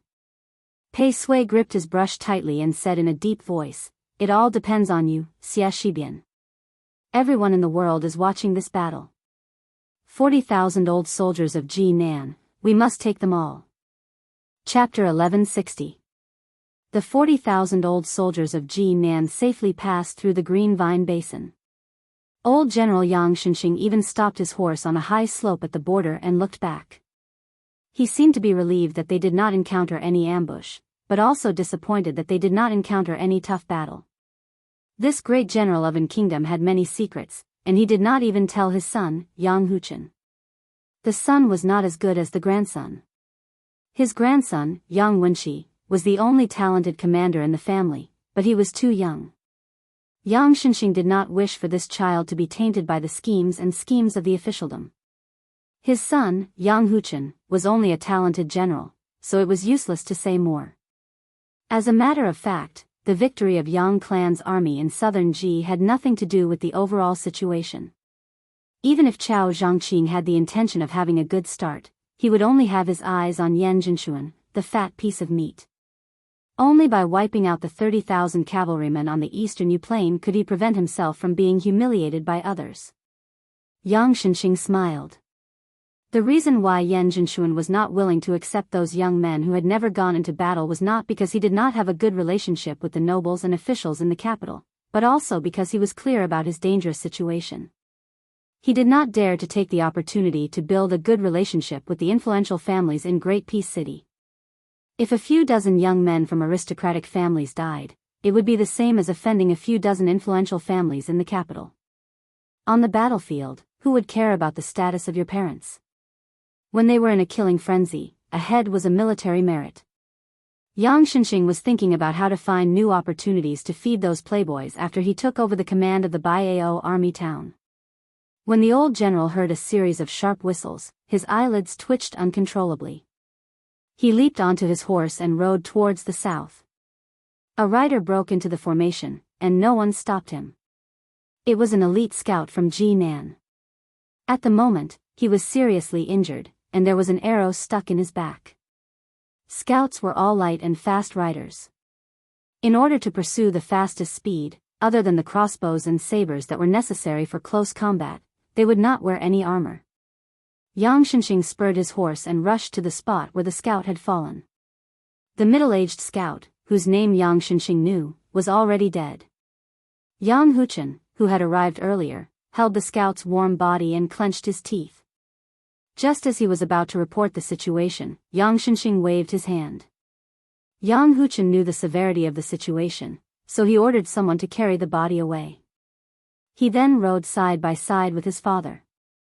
When they came to a secluded area, Yang Huchen's face darkened, and he said with a deep voice, "Father, only one of the 6 scouts who went to Baiao Army Town has returned. The Chu's flag have been erected on the city wall, and 3 trenches. They have done their best.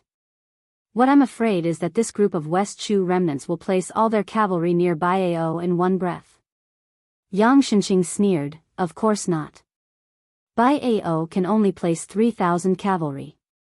Any more and they can only put on a show. 3,000 cavalry plus 6 to 7,000 rebels in the city.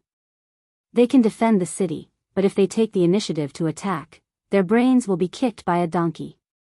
What I'm afraid of now is that they have their eyes on the supply line behind us. After the Qinshui River crossing, there will be another Qingyang Basin." Yang Huchen asked cautiously, "Father, should we retreat to the north bank of the Qinshui River crossing? With the river as a barrier, even if the enemy has the advantage of cavalry, they will not be able to use it. Whether we attack or defend, we still have the initiative. At most, we will just lose the first merit." Yang Shenxing's face was as calm as water, but he did not say anything. At this time, a new group of scouts came back with military intelligence. They brought back a piece of news that made Yang Shenxing and Yang Huchen, father and son, feel was absurd. Outside Baiao strategic town, 2,000 light cavalry had begun to advance northward at high speed. Very soon, they would collide head-on with them. The speed of Jinan's infantry moving southward was moderate. They could not be said to be advancing step by step, but they were not flustered when facing all kinds of enemy attacks. They were far from being an exhausted army. Furthermore, under Yang Shenxing's command, there were also 4,000 light cavalry that had been honing their strength for a long time. Yang Shenxing felt it was somewhat funny. Where did the enemy come from? Did they read too many military books and become stupid? Did they think that when facing the expeditionary infantry, as long as they had cavalry in their hands, they could wantonly pounce on them? Yang Shenxing smiled and ordered, "Huchen, let Wenqi be the vanguard and lead 2,000 cavalry. You personally lead 3,000 cavalry behind. If our 3,000 cavalry take the initiative to ask for orders, you might as well agree and let them pick up the merit. It's also good to see some blood. When they return to the capital, they can boast about it to their gang of friends. Also, let people pay attention to the movements in Qingyang Basin. These hotheads from West Chu who have been reading military books for more than 10 years may do something that makes people not know whether to laugh or cry." Yang Huchen took the order and left. Yang Shenxing rode the horse forward slowly and then climbed up a hastily built simple watchtower. The old general held the rough railing and was somewhat emotional. In the spring and autumn war, when 2 armies faced each other, the time, place, and people were advantageous. He had once fought side by side with several people from Bailiang, which was really pleasing to the eye. Yuan Zuozong's cavalry charge, even though they were inferior in number, in the eyes of the onlookers, they still had the momentum of a lion hunting a rabbit. Chu Lushan brought up the rear to block. No matter how many tens of thousands of people were chasing after him, this fat pig would never make people feel worried. As for Chen Jibao's army, he gave hundreds of precise orders in a battle. Every commandant in every camp was like an arm to him.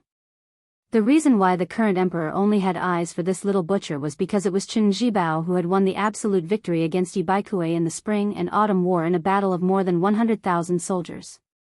Moreover, he won without any hesitation, which was called clean and neat. Yang Shenxing sighed.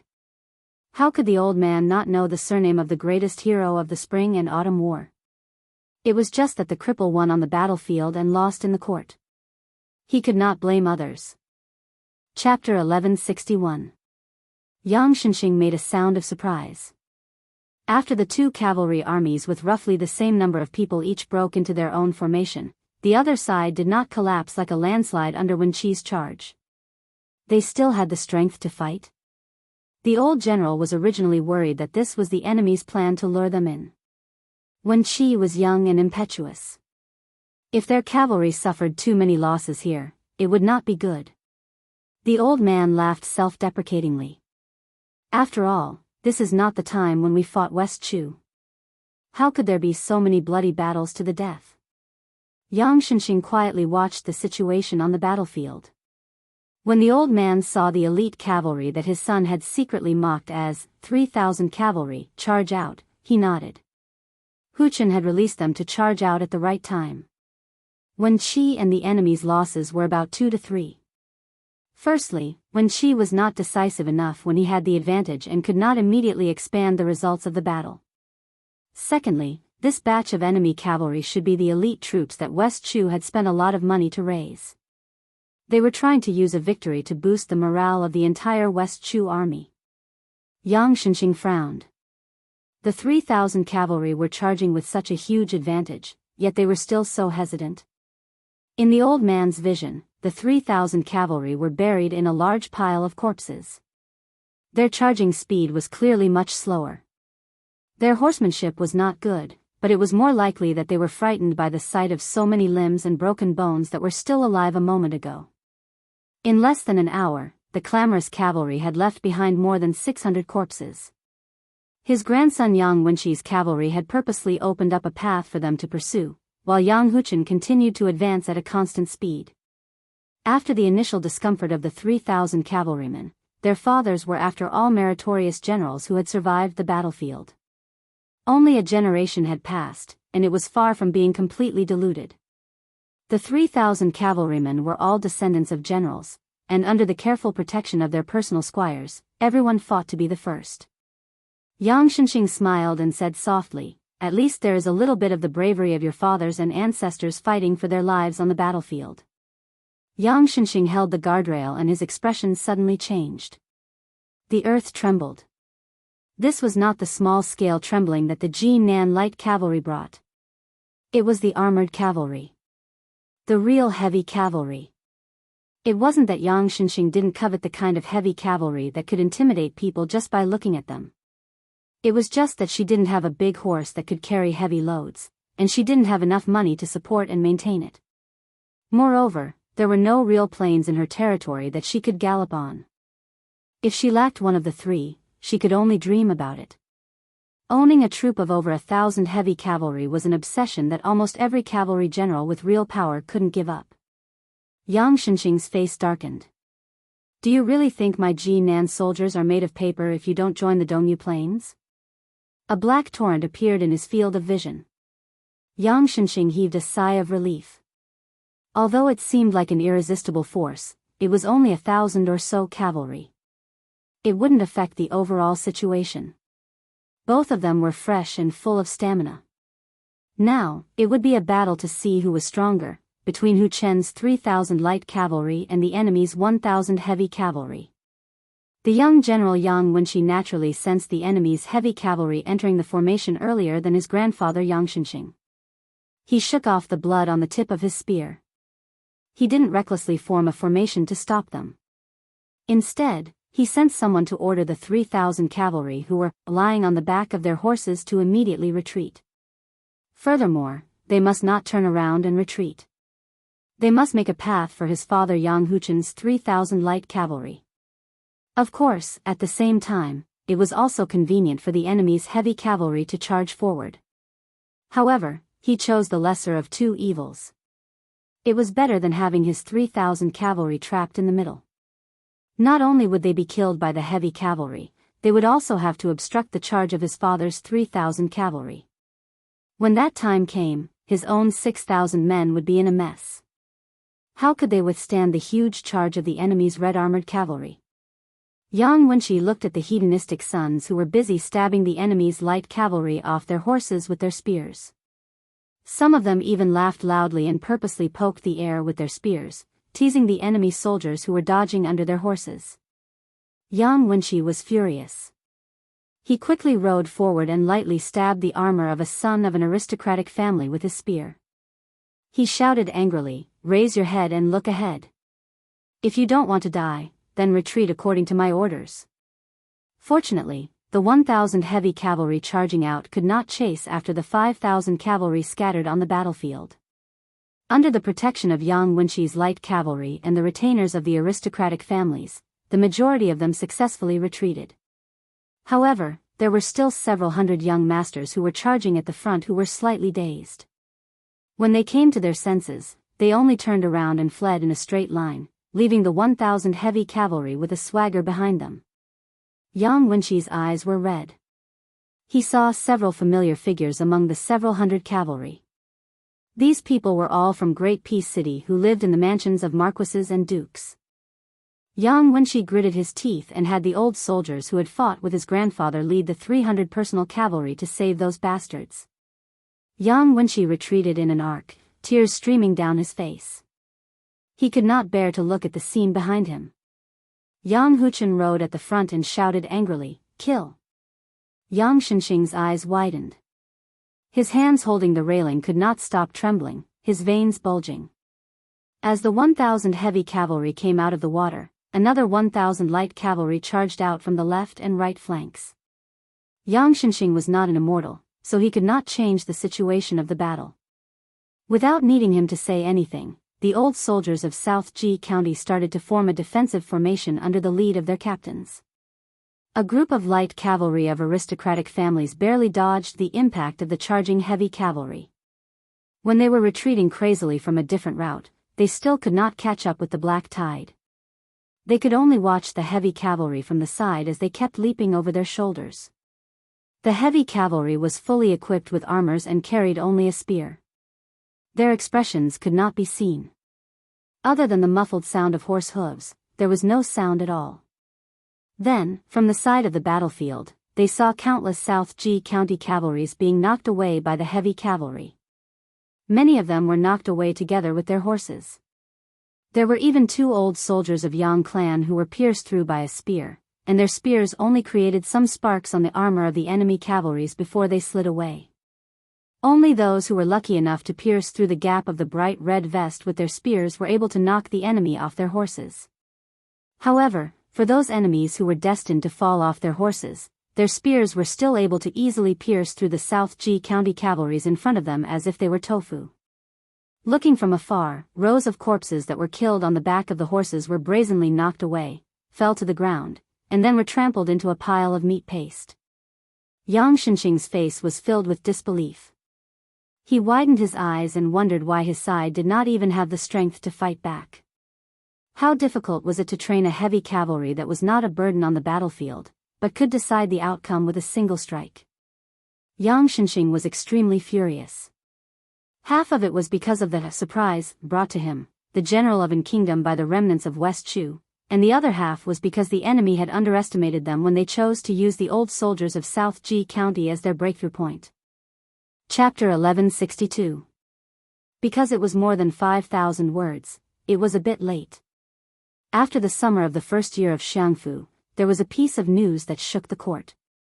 The great general of An country, Yang Shenxing, faced an enemy of less than 10,000 people. The 40,000 Ji-Nan elite soldiers were defeated again and again. First, he lost almost half of his cavalry and retreated to Qingyang Basin. Being attacked from the front and back, his cavalry was completely wiped out. After this battle, Yang Shenxing, who had lost his integrity in his old age, became a rat on the street.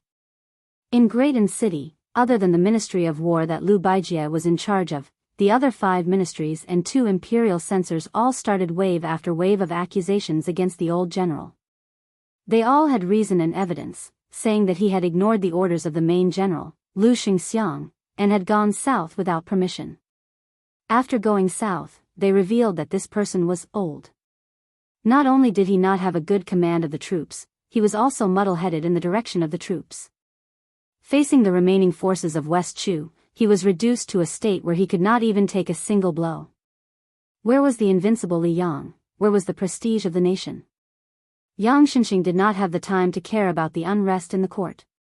The old general and his 40,000 Jinan infantrymen that were still intact had become a turtle in a jar. Even he felt it was absurd and laughable. No matter how the white-haired great general tried to hide it, he still showed an aged appearance. The eldest son, Yang Huchen, had survived the cavalry battle more than a decade ago, but had lost an arm. His grandson, Yang Wenshi, had also been heavily injured in the battle 6 days ago.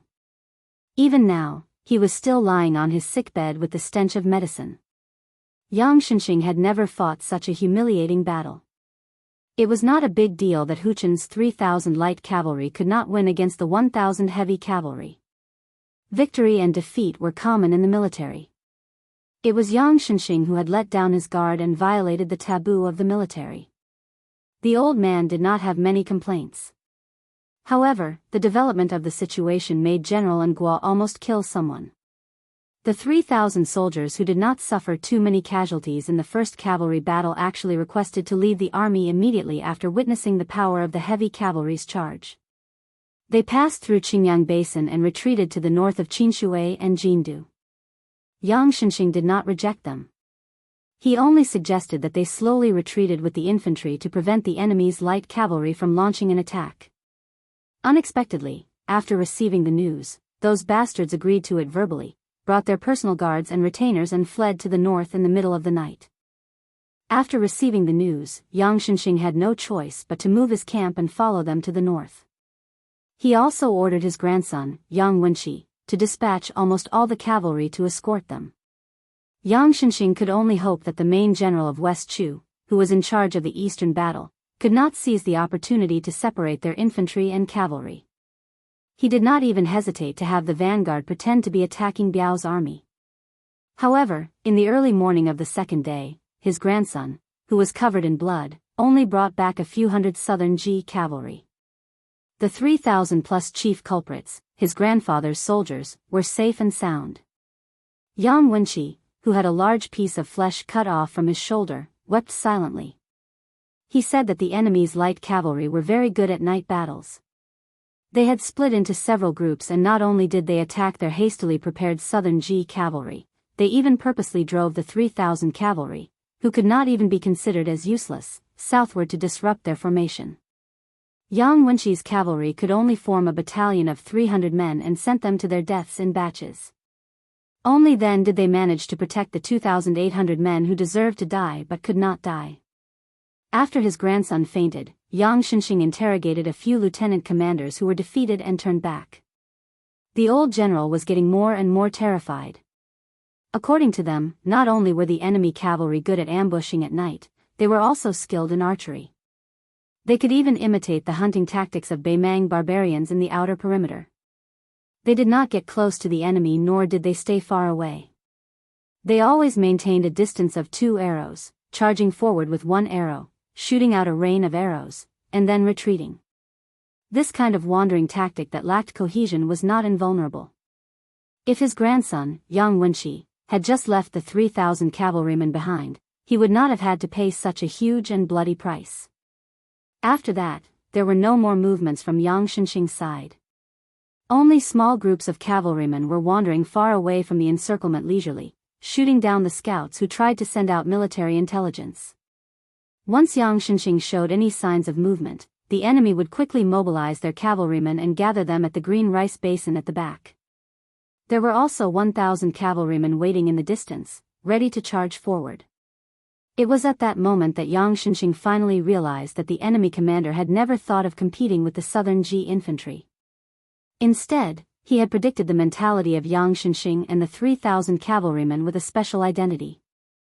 First, he lured the Yang cavalry to attack, which would weaken their morale. Right from the beginning, he used the heavy cavalrymen to scare the wits of those profligate sons. He guessed that these bastards would disregard the overall situation and flee for their lives, and that the southern Ji cavalry would be forced to escort them. Then, he cut the flesh with a blunt knife and devoured the cavalrymen bit by bit. It could be said that Yang Shenxing had a whole new level of respect for the strength of the enemy. However, as a veteran of hundreds of battles, the old general had no fear in his heart. He had lost because Yang Shenxing had to take 2 risks in a row. The first time, he purposely gave them a military merit, and the second time, he wanted to save their lives. In the end, the price he had to pay was the death of the few thousand cavalrymen of Southern Ji cavalry. After all, the old soldiers of Southern Ji were brought up by Yang Shenxing himself.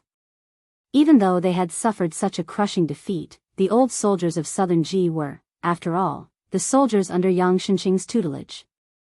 They didn't cry and wail. Instead, they quietly set up their tents in an orderly manner at a place where the river was dense and the water was abundant.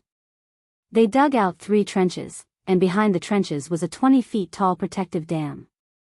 Between the wide trenches, which were about the height of 2 men, they tried their best to cut off a large amount of tough tree trunks and branches, sharpened them and nailed them to the bottom. The tips of the trees, which had been roasted with fire, were arranged in a straight line, interweaving and connecting with each other. The soil inside and outside the trenches were all compacted. One after another, sturdy watchtowers rose from the ground, and tents were erected. The army of Southern Ji had an ample amount of provisions, so they didn't have to rely heavily on the supply line behind them. Besides, the cavalrymen of Liang dynasty, especially at the end of spring and autumn, with the support of the unobstructed post-house routes, the first class of elite soldiers could travel a distance of 100 miles in half a day. Also, when it was purely light cavalry, they could reach a speed that made people speechless. Lu Xingxiang's elite cavalrymen were said to be able to travel a distance of 300 miles in a day. It was even faster than Chu Lushan's 1,000 cavalrymen in the past. However, the latter was traveling on the Shu Road after all. As for the post-house cavalrymen, they were not included in the list. Regardless of how many post-house stations were reduced in Liang dynasty due to the complaints of those civil officials who were desperately complaining about being poor, the post-house routes in the southern region of Jingji were still unobstructed. This was the source of Yang Shenxing's confidence. All he had to do was to wait for the reinforcements. Before that, they would not be besieged to death, and there was no need for Southern Ji army to act in desperation. However, Yang Shenxing was still exhausted, and his mind was even more haggard than when he was fighting on the battlefield. In order to appease those sons of wealthy families in the capital who were hiding and crying for their parents, the old general, who had already suffered a great loss in the war, did not even dare to speak harshly. He knew the reason why the Assistant Minister of War, Lu Xingxiang, had so little military power in his hands. It was because those old civil officials in the capital had been secretly hindering him.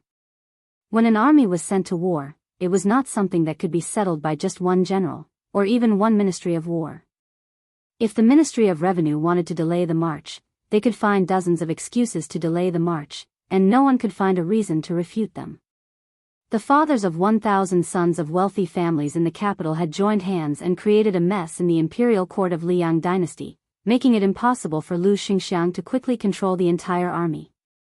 However, after he learned about the battle in Xinjiang Basin and learned that his sons and grandsons were trapped, he was able to help the fate of the 6 divisions become extremely smooth overnight. The reason why Yang Shenxing had brought along the cavalry army, which looked like a golden jade on the outside but was actually rotten on the inside, was because the old general knew better than anyone else that the imperial court of Liang dynasty was a needle hidden in silk floss. However, Yang Shenxing did not expect the enemy's main general to be so insidious and ruthless. As Yang Shenxing expected, in the imperial court of Tian City, although countless people were denouncing Yang Shenxing for his crimes, the Minister of War, Lu Baijie, who had not been able to say anything during this period of time, suddenly seemed to be a man of his word.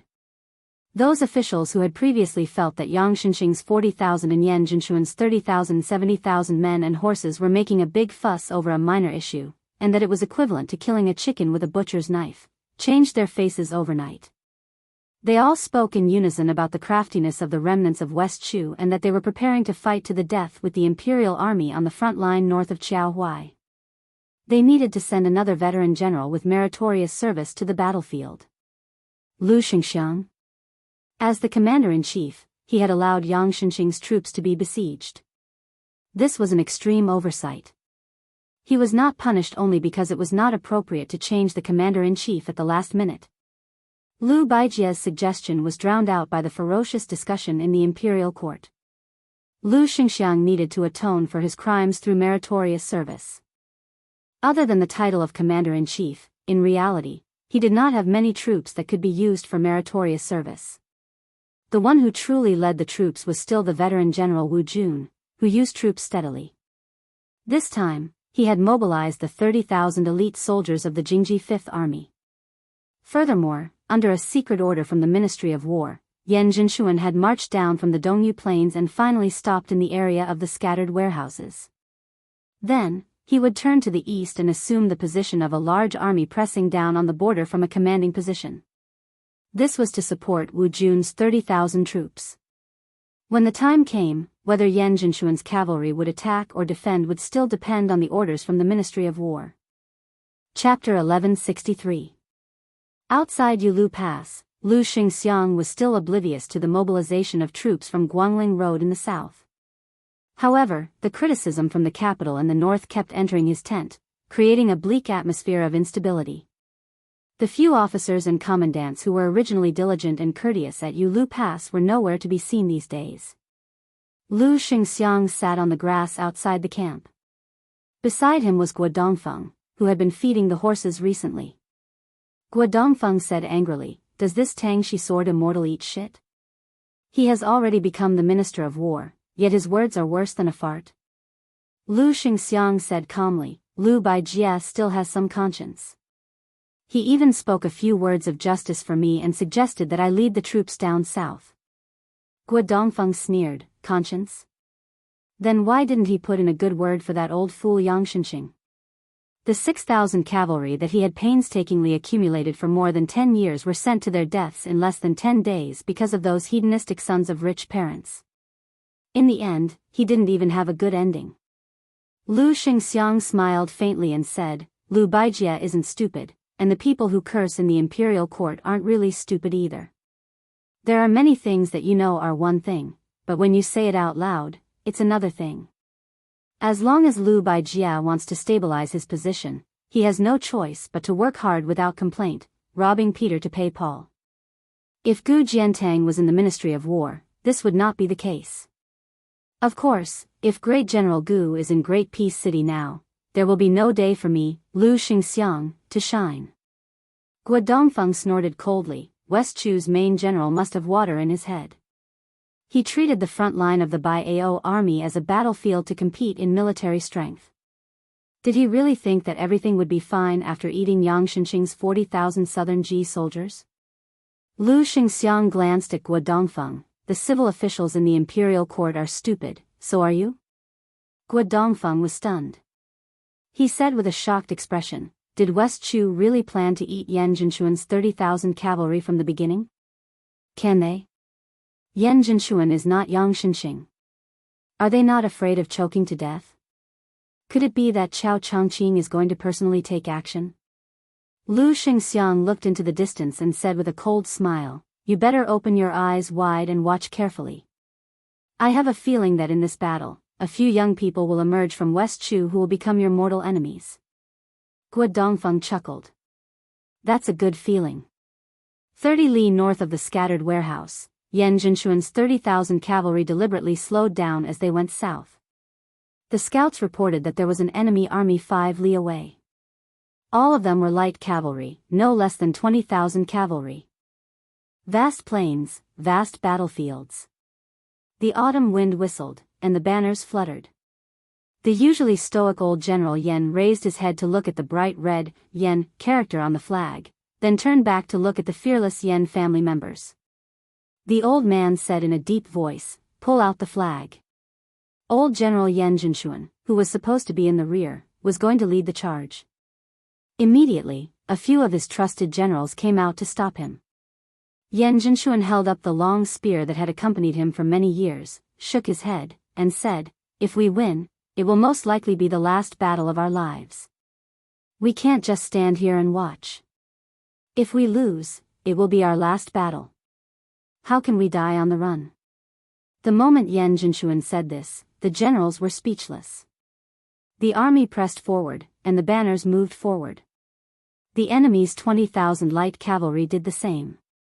Yan Jinshuan led 30,000 against the wind, while West Chu led 20,000 against the wind. There was no advantageous slope under the hooves of both sides, and there were no infantry formations. The territory here was vast enough for a sufficiently wide front line and cavalry to be deployed in batches. Thus, it could be said that the commanding talents of the cavalry commanders on both sides could be perfectly displayed, and the combat strength of the cavalry could be perfectly reflected. This was a perfect battlefield to see who was weak and who lost, and who retreated and who died. There was no chance of luck. Almost at the same time, two bugles suddenly sounded out, resonating with each other, majestic and sorrowful. Exactly the same, after the first row of cavalry from both sides charged out, the second row immediately launched a ferocious charge. The spacing between each row of warhorses was almost the same, so it did not affect the charging speed of the cavalry at the back. The horizontal front lines of both sides were about the same length, but because Yan Jinshuan's cavalry had the advantage in numbers, they had more depth. A number of cavalry suddenly appeared in the distance between the two armies. The few of them did not affect the overall situation, and the men and horses did not wear armor. Among them was the young man who had followed Pei Sui to the peak of Luohu Hill, Xia Shibian. It was also this nameless West Chu commoner who had the guts to point out the situation in front of Chao Chongqing and Sun Shiji. Chao Chongqing laughed and called him half Xia. This young man summarized the entire plan of West Chu's revival into getting beaten up and beating people up. In reality, the entire northern front matter was decided by Xia Shibian. From the Yuao army taking over the town at the last moment, to the bait and night attack, to the encirclement and not attacking, to the Liang imperial court to lead Yan Jinshuan's cavalry to scatter. Until now, he was watching from afar. It was all because of this person's strategy. A middle-aged man who was a head taller than Xia Shibian on horseback asked in a deep voice, "General Xia, do we really not need to immediately use the 3,000 heavy cavalry hidden behind? Do we really not need to give the order for them to wear armor and mount? Yan Jinshuan's 30,000 cavalry are not soft persimmons." Xia Shibian pursed his lips and shook his head. There is no meaning in using the heavy cavalry too quickly or too slowly. Xia Shibian spat out a mouthful of turbid air and said slowly, "Moreover, the death of 2 light cavalry soldiers is still worth it compared to the death of 1 heavy cavalry soldier. It can even be said that unless the 3,000 heavy cavalry is used to win, if they know that the heavy cavalry cannot change the situation, then the 20,000 light cavalry can be used to scatter the spirit of Yan Jinshuan's cavalry, and this battle can be considered over. Otherwise, I would rather not have a single light cavalry left and retreat with the heavy cavalry to deal with the next cavalry battle." The man glanced at this young commander, who was definitely not famous in the Liang court, and laughed. This person was born in the place where the founding emperor of the Dechu dynasty rose. That place once had the reputation of, for marquises in 10 li. After Taizu of Dechu became emperor, there were more than 160 generals and marquises. That place had as many as 46 of them. There was the custom of every family sewing cloth to make a marquis tiger for their newborns. It was the beautiful hope of the old saying, although a tiger cub has not formed a pattern, it has the aura of a bull. However, this young man named Xia Shibian was definitely not one of those descendants of generals and marquises with illustrious military achievements. However, this did not matter, because he was Chao Chongqing's only disciple. Xia Shibian coldly watched the situation of the battle from the side. An hour later, 2 hours later, the muscular man and several other men at his side were all covered in sweat. Xia Shibian raised his butt and craned his neck to take a few glances. His lips moved slightly as he muttered to himself. He was still waiting. The men who had participated in the spring and autumn war all began to have anxious expressions. On the battlefield, their side had lost 5,000 cavalry, and Yan Jinshuan had also lost more than 6,000. This was a battlefield where no one had retreated, and neither side had been defeated. Compared to the total number, such a large number of deaths, and the fact that they were still fighting to the death, was simply shocking. This was because in battles where cavalry were in a stalemate, the true casualties would often occur when one side was defeated and retreated. At that time, the number of casualties would truly increase. The brawny man who was drenched in sweat pulled at his collar and punched the horse's back heavily. Xie Shibian was still expressionless. The muscular man glanced at the sky and softly said, "General Xie, if you trade life for life, we will lose." Xie Shibian grunted softly, still unmoved. Another man said angrily, "I will mobilize the cavalry to rush to the front." "I am not as cold-hearted as you, Xie Shibian." Xie Shibian acknowledged and said calmly, "Wei Hong, if you dare to go, I will dare to kill you." The man gritted his teeth and said, "With your mediocre skills?" Not far away, a handsome young man with 4 long swords on his back hesitated for a while and said coldly, "I, Lu Sichu, can kill you." The man roared, "Lu Sichu, don't think that I am afraid of you just because your grandfather is Lu Dantian." Xie Shibian said indifferently, "I have said it before. Either Yan Zhenshuan dies in battle, or the Yan family's cavalry is mostly exhausted. Only then will it be time for us to fight. You can ignore the fact that Lu Dantian is the #1 swordsman in Dechu, but since you are a soldier of my army, you have to listen to military orders. If you want to die, I will not stop you. But please, Wei Hong, die on the battlefield in the future, under the hooves of the Liyang cavalry." The ferocious-looking man rubbed his face and spat out a mouthful of saliva. "If we lose this battle, I will beat you to death with my own hands even if I have to disobey orders." After an hour that felt extremely long, Xie Shibian said in a deep voice, "Lu Tsong, Wei Hong, listen to orders." Wei Hong cursed and turned his horse around like a madman. "Listen to your mother's orders. I will go kill the enemy now. If we win, you can beat me to death later." The muscular man called Lu Tsong cupped his fists and left. Xie Shibian said word by word, "Remember, do not leave a single prisoner alive." Chapter 1164. Bailu was the 15th day of the 24 solar terms. At night, dew would appear on the vegetation and wild geese would fly south to avoid the cold. In Wei's county of Ningzhou, there were 2 county officers. At the end of last winter, Song Kelly, a foreigner, came here to take up the post. He was very effective in suppressing bandits and destroyed more than 10 horse gang nests. Horses in Ningzhou were frightened by his name. However, at the beginning of summer, Junior Commandant Song was removed from his position without warning by the Ningzhou provincial governor's office. He had been idle at home for several months now. When it rains, it pours. A marriage that had almost been settled was also cancelled. The woman was a pretty girl from a small family in Wei's county. She was not from an official family or a scholarly family. Compared to the young Commandant Song who had a bright future, she was of a higher social class. Compared to the young Commandant Song who had a bright future, she was naturally wronged. The change in the marriage didn't cause too much of a stir in Weizhe County. After all, Ningzhou was in the south of the capital. Everyone in the county was focused on West Chu's revival on the Guangling Road.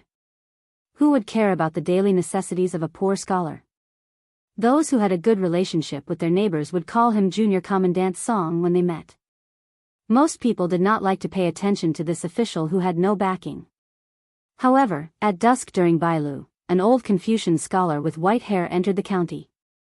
He did not ask for directions and went straight to Song Kelly's private residence, which had already been moved out of the county office. There was a small carriage parked outside the door so that people would not feel that the house was deserted. The old Confucian scholar looked at the delicate face in the corner of the curtain. The woman was surprised to see a guest in the house. She slowly lowered the curtain and the carriage slowly drove out of the alley. The old Confucian scholar directly pushed the door and entered. Song Kelly was in the yard reading an imperial court bulletin which he had asked for through his connections. When he saw the ordinary-looking Confucian scholar, he was pleasantly surprised. He put the bulletin on the stone table and hurriedly stood up. He bowed and said, "Greetings, Mr. Yuan." The visitor was the reclusive old Hanlin Yuan Pu from the Hanlin Academy. It was this Hanlin elder who had spoken with him that was better than 10 years of reading books. Song Kelly had to think about the words that Mr. Yuan had written on the rice paper almost every day. There are 3 things a scholar does not care about. He does not care about his family's cultivation. He does not care about his family when governing the country. He does not care about governing the country when governing the country. The rise of the country cannot be separated from the contribution of accumulation. Back then, the entire Great Peace City looked at the Song family as a joke. The two masters of the Song family who dominated the literary world were angered to death in bed, and his reputation was ruined. His father was exiled from the capital and could not be an official for the rest of his life. As for him, the young phoenix of the Song family, he was exiled to Wei's county of Ning province, a place with barren hills and treacherous waters. This was not a tragedy. After he had made some achievements on behalf of the people, first the high officials in the county government, then the Ning provincial governor's mansion, had all tried to suppress him. However, Song Kelly did not feel depressed about this. What really made Song Kelly feel confused was that the people who had received many favors from him in just half a year were now rolling their eyes and mocking him along with their colleagues in the county government. But Song Kelly did not want to complain to anyone except for Yuan Pu from the Yuan Huang sect. Because Song Kelly had a stomach full of inappropriate things, he wanted to consult this teacher who he had not been able to do well in the Hanlin Academy. After Teacher Yuan sat down, Song Kelly asked respectfully, "Teacher, why have you come to Wei's county?" Yuan Pu, who liked to write more than talk, picked up the court bulletin. Probably because he had read too much and his eyes were not good, he raised it higher and browsed through it carefully. After putting it down gently, he spoke vaguely, "I have not left Great Peace City for too many years, so I wanted to go out and take a look." Speaking of this, the old teacher said with some emotion, "After Wang Xianji left Martial Emperor City, an old friend of Great Peace City also left." Yuan Pu looked at Song Kelly and said straightforwardly, "There's a reason why the horse problem in Ningzhou can't be cured. It's just a chess piece on the chessboard. It's neither big nor small. But if you, an outsider, want to move the chess piece, the old chess players will kill you." Song Kelly nodded and said with relief, "As I expected, the horse gangs that have been swarming in Ning province these years are Chao Changqing's pawns." Yuan Pu said indifferently, "Chao Changqing has not been idle in the past 20 years. There is also a West Chu spy who became the third in command of Zhao Go. It was this person who proposed to plant spies in the army of Guangling province 17 years ago. In the early spring of the first year of the auspicious talisman, those spies who had been lurking for many years and had become lieutenants, to be exact, 367 of them, half died suddenly and the other half became the core of the West Chu rebel army. This move was completely unexpected by the Ministry of War, who had been plotting with Zhao Go for more than 10 years. The Minister of War, Liu Baijie, has a lot to do with this. Otherwise, how do you think West Chu has so many elites who can fight to the death on the battlefield?" Song Kelly was stunned. Yuan Pu wiped his 2 fingers across the stone table and said hoarsely, "There are big and small schemes. To put it in a big way, it is to remove the vassals, to gather the power of the country, to promote the imperial examination, to restrain the military. In the end, it is to swallow Beimang and unify the world. It is to complete the feat that the Qin dynasty has not accomplished in 800 years. To put it in a small way, it is to become someone's eternal emperor." Yuan Pu's finger moved vertically. "To put it in a small way, it is to force the king of Beiliang to use all his assets to contain Beimang. It is to limit Gu Jiantang to the northern front. This is an overt scheme. To use West Chu as bait to waste the power and ambition of the vassals, including the king of Guangling, to weaken the local military power of Gu Lu. It is also to use this to bait the king of Yanqi, Zhao Bing, who has the geographical advantage. This is a scheme. 2 generations of northern Liang princes. What's frightening about them is that they have 300,000 strong soldiers. What's respectable is that the father and son have power in their hands, but they won't rebel. What's pitiful is that regardless of whether you're northern Liang rebels or not, the imperial court of Liang wants your Su family to go bankrupt."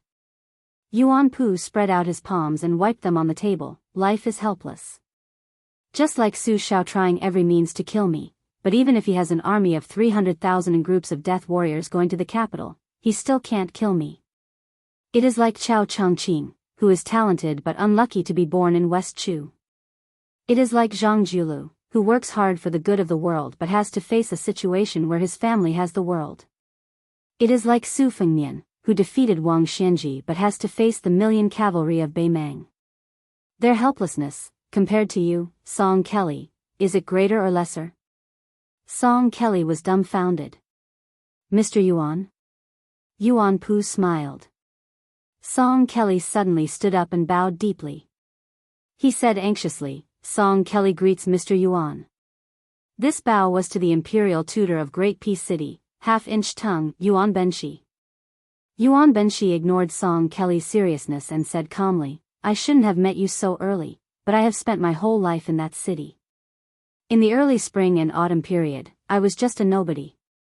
That Sun Ping's name is more useful than my saliva. At the end of spring and autumn, there is nothing for me to do. Now that the chess pieces have taken root, according to Huang Longshi's opinion, the interesting thing about farming is not to wait at home for a good harvest, but to see the gold in the fields with one's own eyes. Moreover, it's not appropriate for you to continue staying in Wei's county. Why don't you come with me to watch the scene of war and war? Otherwise, we scholars will only talk about the hardships of the people, but in the end, we don't even understand the suffering of the common people. That would be too ridiculous.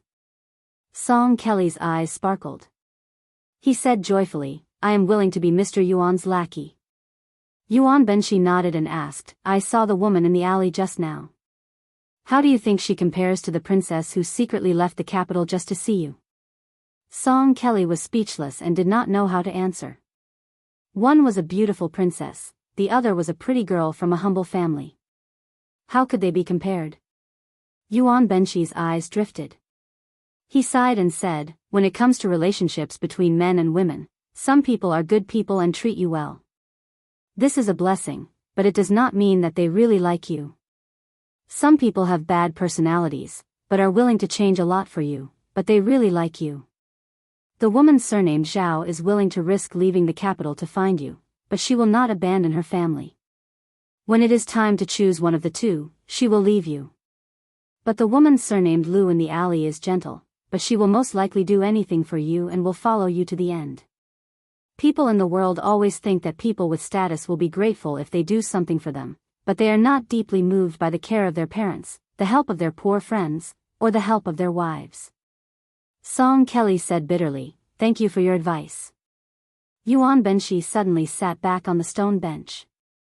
Talking is more tiring than doing things. Bring me wine. Song Kelly quickly ran into the house to find wine. Yuan Benshi said to himself, if it were not for Bei Meng, with 300,000 Bailiang, what would West Chu do? What would Zhao Bing and Zhao Yi and the other princes do? Yuan Benshi said self-deprecatingly, I am also helpless. Chapter 1165. A carriage leisurely drove towards the granary. The coachman was Song Kelly's delicate servant. Yuan Benshi, who sat in the carriage, kept the curtain drawn and looked at the formation of geese in the sky, lost in thought. The bird that sticks out takes the brunt of the wind. But no matter if it was a family, a clan, or a country, there would definitely be someone who would stand out. After Song Kelly left Wei's county, there were no more imperial court bulletins to read. However, Mr. Yuan would talk to him every once in a while, intentionally or unintentionally, revealing the secrets of heaven. Song Kelly believed him without a doubt. The Battle of the Scattered Cavalry was the first great defeat the emperor had suffered in the territory south of Great Peace City after he ascended the throne. During the Yonghui era, they had gone to Nanzhao twice. Although they had returned without any achievements, they had won and lost several large and small battles. In the battle of the first year of Xiangfu, the great general Yan Jinshuan had died in battle and 30,000 elite cavalry had been completely annihilated. There was no way to cover this up anymore. The Liyang court was terrified. If it was said that Yang Xinxing being trapped could be understood as underestimating the enemy, then the Yan family's cavalry and the West Chu rebel army had met force without any tricks. The result was a crushing defeat, forcing the court officials to reevaluate West Chu's strength. Song Kelly, who wholeheartedly served his country, was even more worried. It was only when Mr. Yuan spoke to him openly that this young phoenix of the Song family truly understood the treacherous nature of the imperial court. did you see something? Yang Shenxing's 40,000 Southern Ji soldiers, the 5 to 6,000 newly created cavalrymen, and Yan Jinshuan's 30,000 elite cavalrymen guarding the capital are all someone's army? Song Kelly exclaimed, but isn't the price a little too high? Yuan Benshi smiled faintly. On the court side, it's mainly the Ministry of War and the study where the daily manager works. These places don't think that Yang Shenxing and Yan Jinshuan, the two veteran generals with meritorious service, will be defeated. They should have lost after the backbone of West Chu, Chao Changqing, showed up. However, since the capital's military seems to have suffered a heavy blow, then what reason does Prince Guangling, Zhao Yi, have to not make any moves? Song Kelly sighed, first restraining the military, then removing the vassal state is a matter of course. This is an open conspiracy. Yuan Benshi did not comment. He hesitated and said self-mockingly, I've read some military books, but I don't dare to say that I'm familiar with military affairs. Therefore, I've always tried my best not to interfere in the layout of war. Of course. It's important to know one's own strengths and avoid one's weaknesses. Many times, as long as you don't make mistakes, opportunities will come. Yang Shenxing had lost because of the imperial court. Otherwise, with Zhu Zhao's frontline military strength, both sides were evenly matched. If Yang Shenxing was allowed to fight steadily, he would still be able to gain an advantage. However, Yang Shenxing had been fighting wars for most of her life. When she got older, she no longer thought of herself as a feudal official. Instead, she thought of herself as a courtier. In the end, it was reasonable that she lost outside of the battlefield. Song Kelly, you must learn from this. Song Kelly nodded vigorously. Yuan Benshi continued, Yan Jinshuan was implicated by Yang Shenxing and had no choice but to retreat to the south. West Chu's cavalry waited for him to exhaust himself. Then, unexpectedly, 3,000 heavy cavalry appeared at the crucial moment to disrupt the situation. The more Yan Jinshuan managed his army and the more his soldiers fought to the end, the more they fell into West Chu's trap. With Yan Jinshuan's experience, he would have guessed that West Chu's 20,000 light cavalry had an ambush behind them. He just didn't expect that the 20,000 cavalry would be defeated by the 30,000 cavalry. The imperial court made one wrong step after another, while West Chu took one step after another. It seemed like West Chu had a successor. The Ministry of War had a record of several youths and 4 of them were the best. 2 of the 4 had appeared. The Pei clan's Pei Sui was in charge of government affairs. This person was young and old, with a profound family background, but he was lacking in spirit.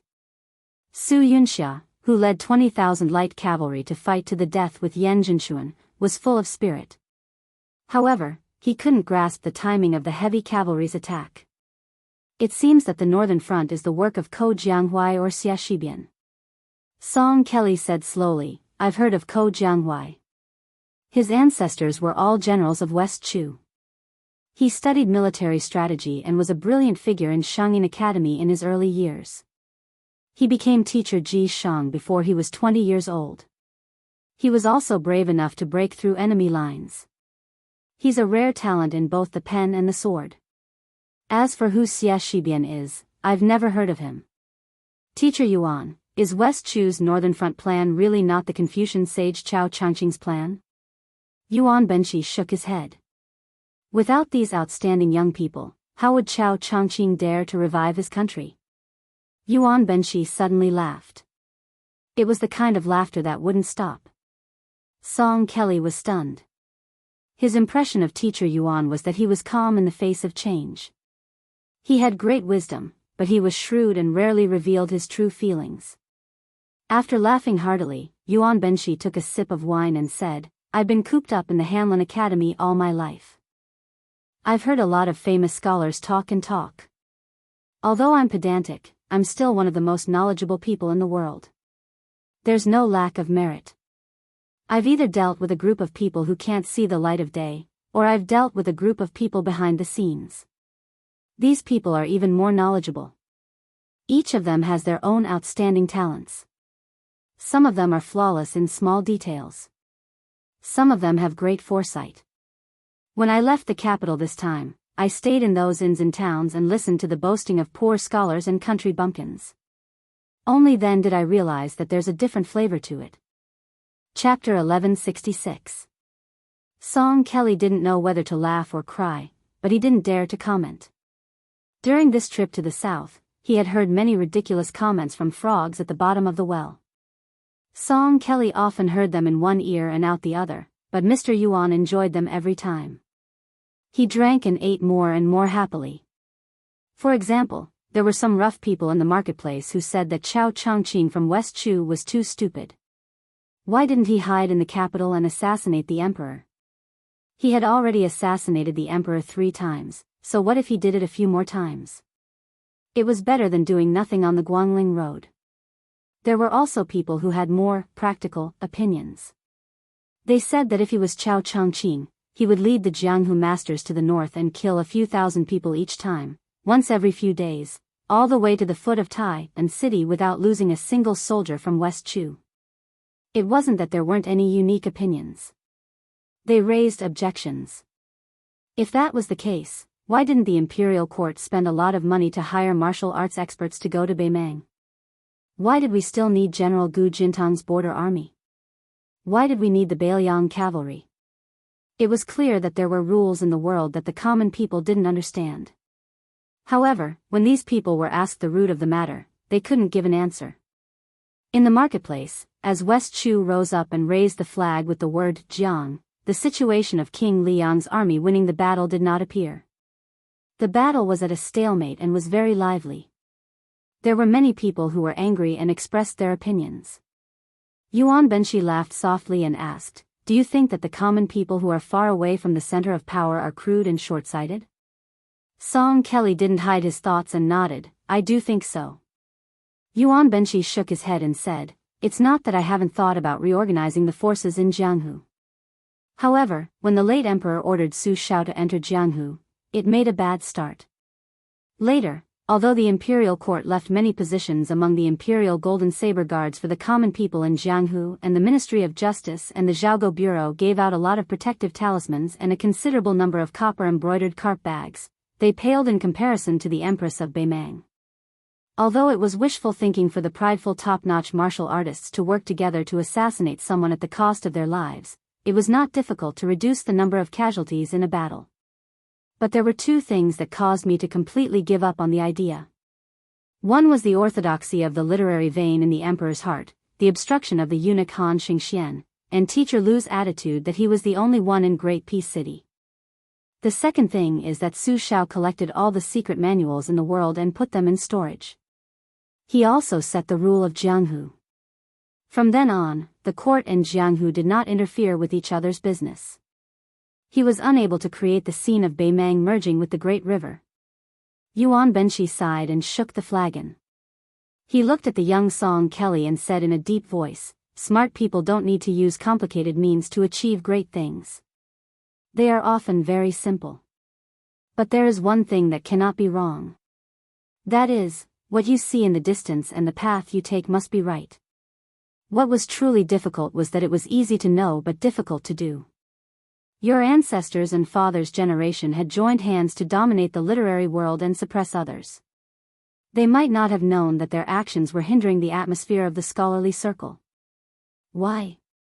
Because they could not let go of their family's honor. The current emperor did not adopt Li Shaoxin's new calendar. It might not be that he did not care about the people. Why?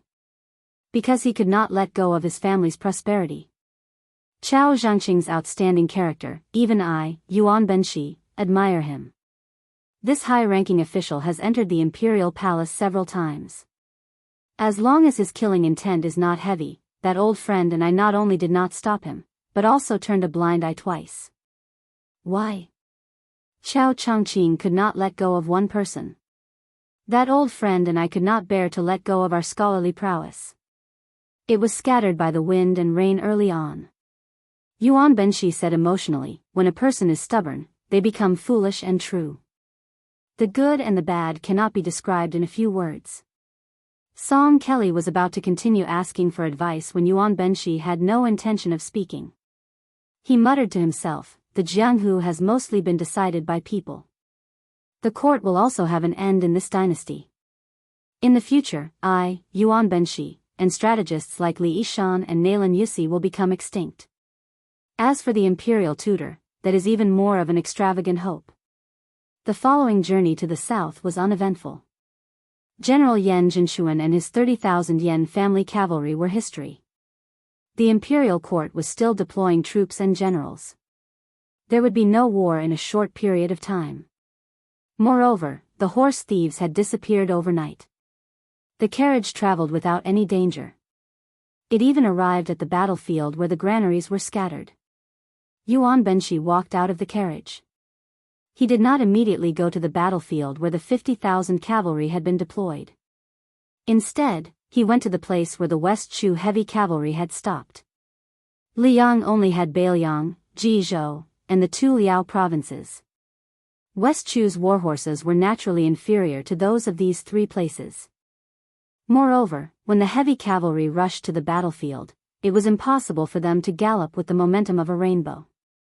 Instead, they needed a large number of mules and horses and many auxiliary soldiers. Before the heavy cavalry entered the battlefield, the riders did not wear armor or mount their horses. They only chose to hide in a place not far from the battlefield and quietly wait for an opportunity. Once the heavy armored cavalry completed their charge, the huge impact they would create would be unparalleled. It could be said that the heavy cavalry was like a woman that every cavalry commander wanted to keep in a golden house. They were the most terrifying love rivals that the enemy commander did not want to meet. Yuan Benshi followed the marching route of the heavy cavalry and slowly walked until he reached the final battlefield. Yuan Benshi squatted down and closed his eyes. It was as if he could see the tragic scenes of the battle between the cavalry and the soldiers. At the end of the light cavalry battle, the West Chu heavy cavalry charged out. Yan Jinshuan, who had changed his warhorse several times, was covered in blood. He was not afraid of death. He led the few remaining personal guards who had been protecting him and took the lead to meet the heavy cavalry. Those who had horses continued to fight on horseback and made one last charge. The Yan family cavalry, who no longer had any warhorses to ride, stepped into formation and met the unstoppable flood of armored soldiers. After the situation was settled, the exhausted West Chu cavalry continued to chase with gritted teeth. Yan Jinshuan was the first to die in battle. He did not even leave a complete corpse. His generals died soon after. Many of the Yan family cavalry who could no longer fight stared blankly at the spears on the backs of the enemy's horses or at the blades of the West Chu foot soldiers. Many blood-soaked flags fell on the battlefield. Some of the cavalry tried their best to grab a corner of the flag before they died. After the battle, the young commander of West Chu, who did not personally enter the battlefield, methodically ordered his auxiliary generals to deal with the funeral arrangements. The young man did not have the joy of becoming famous in one battle. He sat alone on the ground and looked around. He quietly lowered his head and raised his arm to wipe his tears.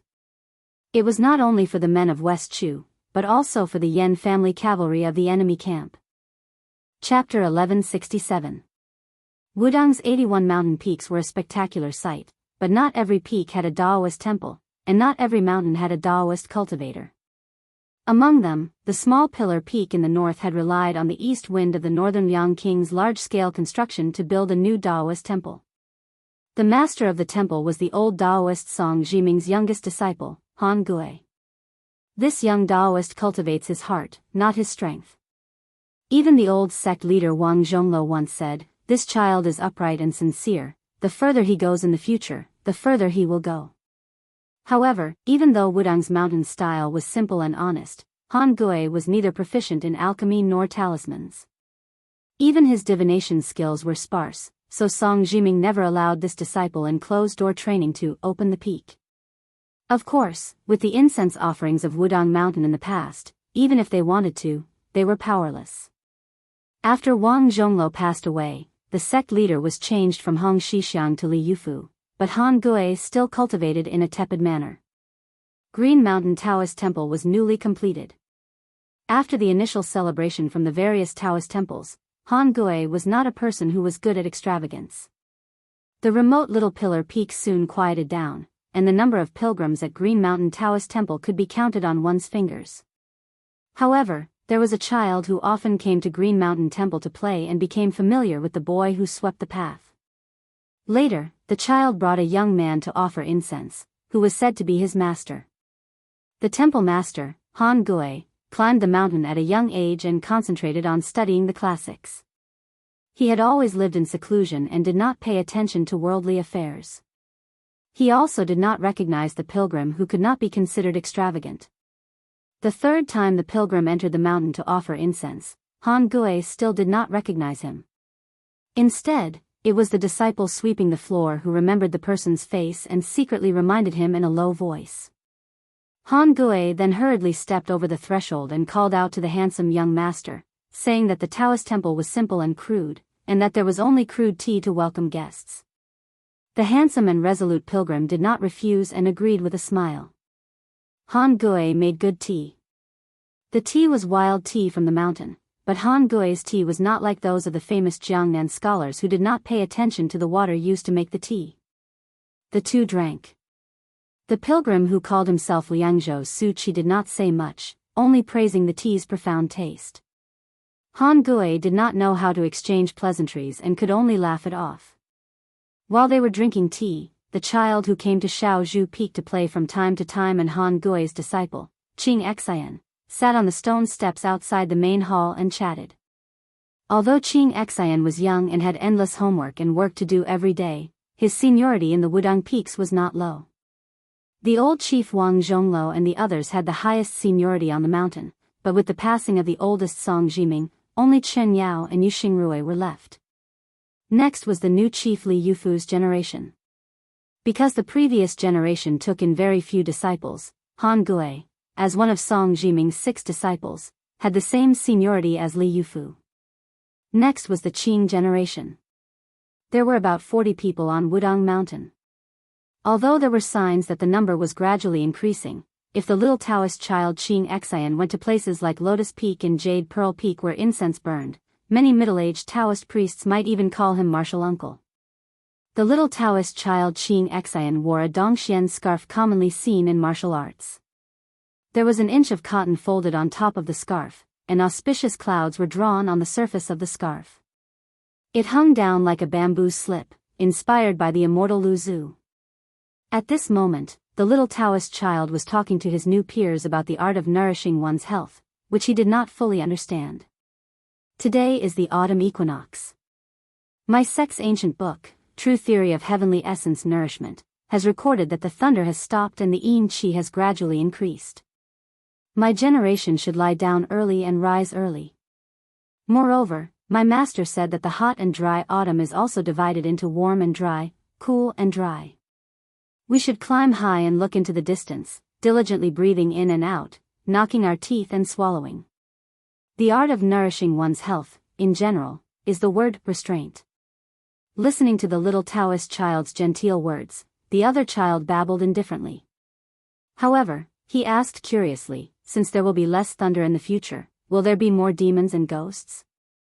Then won't you Taoists be busy going down the mountain to get rid of demons and ghosts? Qing Xian rolled his eyes. A chicken talking to a duck, he was a bit angry. The child who knew he had made a mistake scratched his head, not knowing what to do. In the end, Qing Xian didn't bicker with this guy. Suddenly, he had a gluttonous look on his face. He even wiped the saliva from the corner of his mouth and said in a low voice, "Di Long, let me tell you. There's a large persimmon forest on Little Lotus Peak. It's going to be completely red soon and very delicious. I've already discussed it with a few senior martial brothers and martial nephews on the other peaks. When are we going to pick persimmons? Do you want to go? If you want to go, I'll count you in." Di Long said in surprise, "Little Lotus Peak? Isn't that the place where your previous sect master, Immortal Hong, cultivated alone? You also dare to go steal persimmons?" Qing Xian shrunk his neck and carefully glanced at his master. Then, he lowered his voice and said, "Before young Martial Granduncle ascended, it wasn't a problem for us to pick persimmons. Young Martial Granduncle would even personally help us pick persimmons. Alas, it's a pity that after young Martial Granduncle ascended, Martial Granduncle Chen, who was in charge of discipline, didn't let people go there. Some time ago, for some reason, he even issued a ban on the mountain. However, the persimmons there are really very sweet and very delicious. At this point, the little Taoist's eyes suddenly turned red. He hurriedly raised his sleeve to wipe his eyes. Yu Long laughed mischievously and said, "You want to eat persimmons and you want to cry? Can't you be a bit more mature? It's fine, I'll hurry and pick them for you tomorrow. I guarantee you'll have enough." The little Taoist glared at him. "I just miss our young martial granduncle." On this side, there were persimmons and young martial granduncle. On the other side, Han Gui naturally knew what was going on. He sighed and was somewhat absent-minded. He still remembered when he chanced upon young martial uncle who rode and herded cows. Every time he saw juniors like them, if it was this season, he would always find a way to take out a few bright red persimmons from his sleeve. Before handing them over, he wouldn't forget to gently wipe them with his sleeve. "Su Qi, or rather Su Fengnian," said softly, "Taoist Han, I know a little about geomancy. I also know that Little Pillar Peak's mountain terrain and water veins are dense. It's also one of the few blessed paradises in Wudang Mountain. Forgive me for asking, but why is there so little incense even though Green Mountain Monastery has been built?" Although Han Gui was not well versed in the ways of the world, his Tao heart was clear. He immediately understood the meaning behind this person's words. He smiled and said, "Logically speaking, Little Pillar Peak's geomancy is indeed very good. It should have been handed over to an extremely talented eldest disciple of the Qing generation to establish a sect. However, young martial uncle probably joked with me back then, saying that Little Pillar Peak's osmanthus flowers were especially fragrant and topped all the other peaks.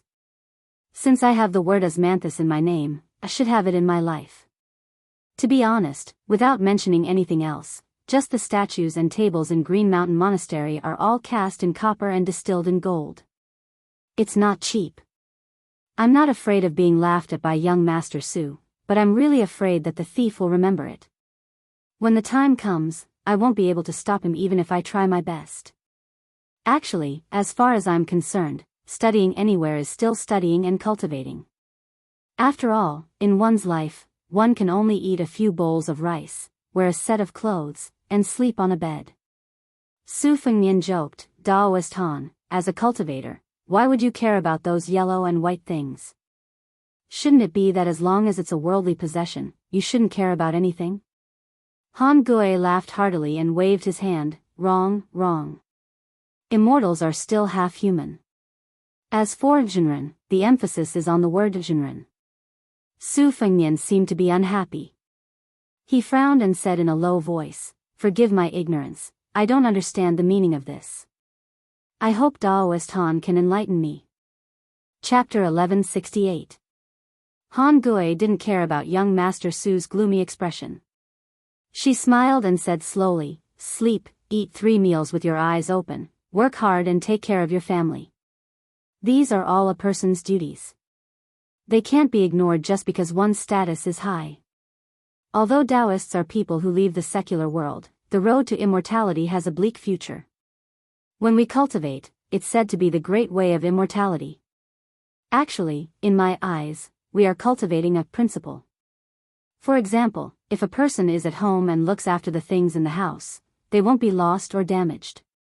If you're lodging, you should protect the things in the courtyard from being stolen or robbed. I am a passerby of this Green Mountain Monastery and a lodging person in the secular world. If I can turn stone into gold, I won't feel heartache if I can compensate for the loss of the gilded statue. But I only know how to cultivate, I don't know how to make money. Since I can't compensate, I have to feel heartache." Su Fengnian smiled and said, "Taoist priest's principle is very vulgar, but it's not bad." Han Gui smiled and said casually, "I have a vulgar idea. I want to become an immortal." Su Fengnian rubbed the edge of the porcelain cup with 2 fingers and said softly, "I've met a few people who can live forever but don't want to." Han Gui didn't think that this young master was exaggerating. She sighed sincerely and said, "It's a pity that I haven't left the mountain since I came up. I can't learn from my 2 martial uncles. If I have the chance in the future, I will definitely go down the mountain to take a look. Su Fengnian smiled and drank a big mouthful of tea, sweeping away the depression in his heart. He then asked Han Gui for a lot of knowledge about cultivation and health. The latter answered fluently and said everything she knew. She didn't hide anything. The sun was setting in the west, and the sky was gradually getting dark. The two children on the steps had already changed from sitting to squatting, then to standing, and then from standing to lying down. It couldn't be helped that their respective masters were so engrossed in their conversation that they didn't show any signs of stopping for a while. They were truly bored to death. Yudilong and Qing Xen both began to doze off. Yudilong felt that waiting was not a solution, so he could only use a few dishes that he had tasted at the Qingliang Mountain Wang Fu to help the little Daoist relieve his tiredness. Some green radish and orange duck soup, some peach blossom braised mandarin fish. Qing Xen didn't know what they tasted like, but just hearing them made her salivate. Su Fengnian glanced at the twilight in the courtyard and stood up apologetically. Sorry for disturbing you today and delaying your cultivation. Han Gui stood up and shook his head with a smile. It's all right. Young Master Su, you can come to Green Mountain Monastery more often when you're free, especially when the winter bamboo shoots are out. Su Fengnian's reply was a bit of a killjoy. I most likely won't have a chance to come here in the short term. Han Gui was stunned and didn't know how to respond. Su Fengnian smiled. My family's collection of books is quite abundant. Later I'll have someone send some books to Green Mountain Monastery. Just treat it as borrowing them for Daoist. Han Gui made a sound of agreement. Yudilong saw that his master was finally going to return home. He jumped up and said with a smile, let's go. Qing Xen, I'll come and play with you later. The little Daoist hurriedly stood up and jogged down the steps. Together with his master, he saw young Master Su out of the monastery. Watching the two figures, one big and one small, gradually disappear into the distance, the little Daoist's face was full of reluctance. Master, what were you talking about with that young master? Young Master Su consulted Master about a scattered ancient text. It was broad and profound. Rather than saying that Master was dispelling his doubts, it would be better to say that young Master Su was teaching. It was like a Daoyin technique. Alas, if one really wanted to study it thoroughly, it would take at least 10 years, and at most a lifetime. It looks like there's no need to rush down the mountain. It's so hard to learn. Master, then don't learn it. There are so many books in the world, how can one understand all of them? This one is not the same. Master, then please don't teach me this one. If you have to read it for 10 years, then I won't be able to leave Mount Wudong for 100 years. I won't do it. After all, you just don't want to cook, right? Ha, ha. Forget it. Today Master will do it personally, so that you don't know how to sprinkle salt. Oh right, remember that a cultivator can't be idle all day long and be an empty shell. Go, while Master is cooking, copy the 9 notes of obedience to life twice. Su Fengnian and Yudilong walked down the small pillar peak along the newly opened stone path. Yudilong couldn't help but ask, Master, do you really think there are ghosts and gods in this world? Su Fengnian casually said, if you believe it, then there are. If you don't, then there are none. The child made an oh sound. Looking at the dark mountain forest, he was somewhat uneasy. After being interrupted, Su Fengnian, who was originally thinking about something, glanced at the child who was following closely behind him. This eldest disciple's talent in martial arts was really amazing. Although Yudilong, whether it was out of his own heart or because of the poor environment he grew up in, had an almost flawless ability to hide his inadequacies from everyone, Yudilong's talent in martial arts was really amazing. Su Fengnian had once inadvertently confirmed one thing. As long as this child walked through any complex structure once, he would be able to outline a 3-dimensional picture for you. This kind of talent was even rarer and more precious than a simple retentive memory. The so-called martial arts genius was just like this. Su Fengnian had been watching from the sidelines for a long time. He realized that this disciple of his was a little warm-hearted and cold. Although he was very familiar with the little Daoist Qing Xien, in Yudilong's heart, He had already drawn a clear line. He could not cross the line, he could not go against the dragon's scale. He could laugh and play around, but if he crossed the line, Su Fengnian could not guarantee that Udilong would do something extreme. However, this was Su Fengnian's first time being someone's master. Although he didn't agree with the way Udilong interacted with Wang Sheng, Lu Yunzhang, and the Daoist child, Qing Xian, he didn't feel the need to force the child's temperament back. Su Fengnian thought for a moment and suddenly asked, "Do you think that Lu Yunzhang looks very smart, but is actually very stupid?" Udilong opened his mouth wide as though he wanted to deny it, but looking at his master's clear eyes in the night, the child didn't say a word and lowered his head. Su Fengnian smiled and continued walking. He said softly, "A master also has a master. Let me tell you a story that my master told. It's about his learning experience." Udilong looked up at his master's back and bit his lips. Su Fengnian slowly said, "There's an allusion to the empty city strategy. It says that when two countries fought, one side's superior commander was scared off by the other side's empty city. After layers of embellishment, the former was reduced to a joke, while the latter was revered as an immortal. When my master read this when he was young, he also yearned for the latter's strategy. When my master read this allusion again when he was young, he was puzzled. It was only an empty city. If he was the latter, he could have sent a small number of troops to act as suicide soldiers to investigate the situation inside the city.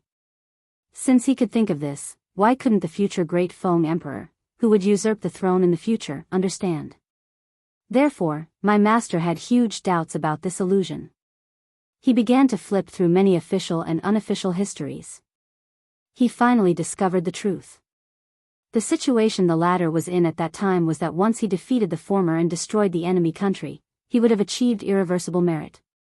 His merit would be so great that it would shock the emperor to the extreme. He could only retire at home and retire for the rest of his life. After my master finished telling me this story, he told me that there are 3 realms in studying. It's the same for judging people. Udilong blurted out, "Master, I think that if the story is true, then the former is also very smart. The empty fort stratagem, in itself, is not clever. What is clever is that he used this stratagem to scare off the enemy. Both of them had a way out, and by the way, he won the respect of the future generations." Su Fengnian nodded and said, "That's what I told master back then." Udilong scratched his head. Su Fengnian smiled and squinted his eyes. He said, "But master immediately slapped me on the head with a duster and scolded me, being smart is superfluous and not beneficial. I used to feel wronged. Is it wrong to think that I'm smart?" Su Fengnian, with a gentle expression, continued, "Smart people should use their intelligence in the right place. Life between heaven and earth should be beneficial to the world. Even if you don't have the heart or the ability, you shouldn't bully others." Udilong said softly, "Master, don't worry. Even if I learn profound martial arts, as long as people don't bully me, I will never bully others." Su Fengnian exhaled and said, "You need to have many friends, but not brothers. If you meet someone who can be your brother in the future, you must treat them sincerely. Master didn't do a good job. I hope you can do a better job in the future." Udilong seemed to understand, but he still nodded. Chapter 1169.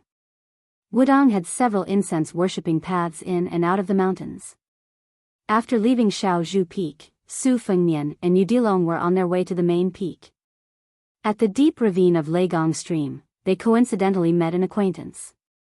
The old Jinren Qinyao was leading a pair of master and servant up the northern divine path. Su Fengnian went up to ask and found out that the 2 foreigners admired Wudong's prosperity. After entering the mountain, they lingered and forgot to return. The further they went, the more remote they became. Fortunately, they met Qinyao. On the way out, the old Jinren and the middle-aged Confucian scholar talked happily. Fortunately, it was the 15th night of the full moon. Under the clear moonlight, the night road was not too bad. Su Fengnian was not in a hurry to return to the elephant washing pond. Together with Qinyao, he sent the pair of master and servant to the one-track-minded, divine path. The Confucian scholar obviously did not know that Qin Yao was the Jinren of Wudang Mountain. He only thought that Qin Yao was an old Taoist from a poor Taoist temple. But seeing that this old Taoist was not ordinary, the Confucian scholar who claimed to be from a Gangnam-do family treated him with respect. With Su Fengnian's discerning eyes, he immediately saw through the clues. The scholar's clothes were simple, and the young man carrying a book did not show off his wealth and arrogance. But the jade pendant hanging from the young man's waist was not ordinary. It was in the shape of a reclining deer turning its head, outlined by a yin line, vivid and lifelike. It was truly a rare item that had been passed down for thousands of years. As for the bamboo bookcase, it was also shiny. It was obviously an item passed down from generation to generation. The so-called foundation of a rich and powerful family was reflected in these gentle details. Along the way, the middle-aged Confucian scholar asked Qin Yao about scriptures such as Dao Shu Qi Zhen Zhang and Zhua Dong Zhen Jing Massage Dao Yin formula. Su Fengnian could see that although these scriptures were introductory Taoist classics, they were orthodox and mellow. They had been approved by the Taoist immortals of various dynasties and had detailed annotations. They were especially suitable for people who were busy with work to take a break from work. After Qin Yao sent the master and servant to the main road, the two sides happily parted. The old Jinren stood side by side with Su Fengnian, watching the Jiangnan Confucian scholar who had traveled thousands of miles to Beiliang leave. He laughed softly and said, "Did Prince see anything?" Su Fengnian nodded and smiled. "It should be the Deer Song family of Gangnam-do. The accent matches, and the family history revealed by the words is also similar. Although the Song family is at the bottom of the 10 wealthy families of the spring and autumn period, a starving camel is still bigger than a horse. Furthermore, because the family's foundation is located north of the Guangling River and they have long been attached to the imperial court, they are not deeply involved with the other families. Now in Liang, they are considered a first-class noble Chinese family. Back then, the Song family of the capital had 2 teachers. Before they became famous, they had no choice but to use the banner of a distant branch of the Deer Song family to gain a firm foothold in Tian City. I heard that the Deer Song family has a lot of complaints about the Song family that burned the bridge after crossing the river. Qin Yao twirled his beard and smiled. If I am not wrong, this person should be the youngest son of Deer Song Yeping, Song Dongming. Legend has it that before this child was born, an auspicious white deer rushed into the mansion, and Song Dongming was born. Su Fengnian did not expect Song Dongming to come to Beiliang personally. He frowned and said, "This person is one of the hidden ministers that someone in the imperial court has taken a fancy to." On the surface, after he lost to Yin Mao Chun in the spring of Yonghui, he has devoted himself to the mountains and rivers for many years, but in reality, he has been hibernating and accumulating power. Powerful families like the Song family have always liked to speculate everywhere. However, to put such an important person like Song Dongming in Beiliang seems to be too risky. Qin Yao shook his head and turned to look at Su Fengnian face to face. He asked, "Your Highness, do you think that once Beimang invades the south, Beiliang will lose more than win?" Su Fengnian did not hide anything. He said calmly, "If the Empress of Beimang only uses half of the country's power and the southern dynasty's army to invade the south, I have full confidence that I can defend Beiliang's border. However, if the Empress of Beimang personally comes to the border with all of Beimang's military orders and generals, even if Beiliang already has 2 lines of defense, it will still be impossible to stop Beimang's iron hooves. To be honest, if it were not for Qin Jibao being conferred the title of King of Western Shu, allowing the Su family of Beiliang to build Western Shu and Nanzhao into the 3rd line of defense, we still have the confidence to stop Beimang from invading the south. According to my master, Li Yishan's plan, Beiliang's 200,000 border soldiers, Yuliang and Nanzhao, and finally Liuzhou's western regions and Western Shu's Nanzhao, would be enough to hold Beimang's million-strong army. However, the imperial court used Prince Zhao Kai to go to the western regions with a vase and Qin Jibao to be conferred the title of king to become a vassal, disrupting the situation that Beiliang painstakingly built up. Otherwise, with Shu's Nanzhao and Nanzhao's thousands of li of depth, even if they lost the border, they could still attack and defend. Not to mention 5 years, even if Beimang was given 10 years, they still wouldn't be able to enter the Central Plains. Chapter 1170. Su Fengnian rarely confided in others, especially when it came to matters of national security. He would not take the initiative to mention even half a sentence to others. However, he had always been close to Mount Wudang, and Qin Yao was a senior of virtue and prestige on the mountain. He was the shidi of the old hierarch Wang Zhonglo and also Hong Shixiang's shidi, so Su Fengnian did not have the slightest bit of wariness. Moreover, a person with a treasure in his heart would always need to say a few words.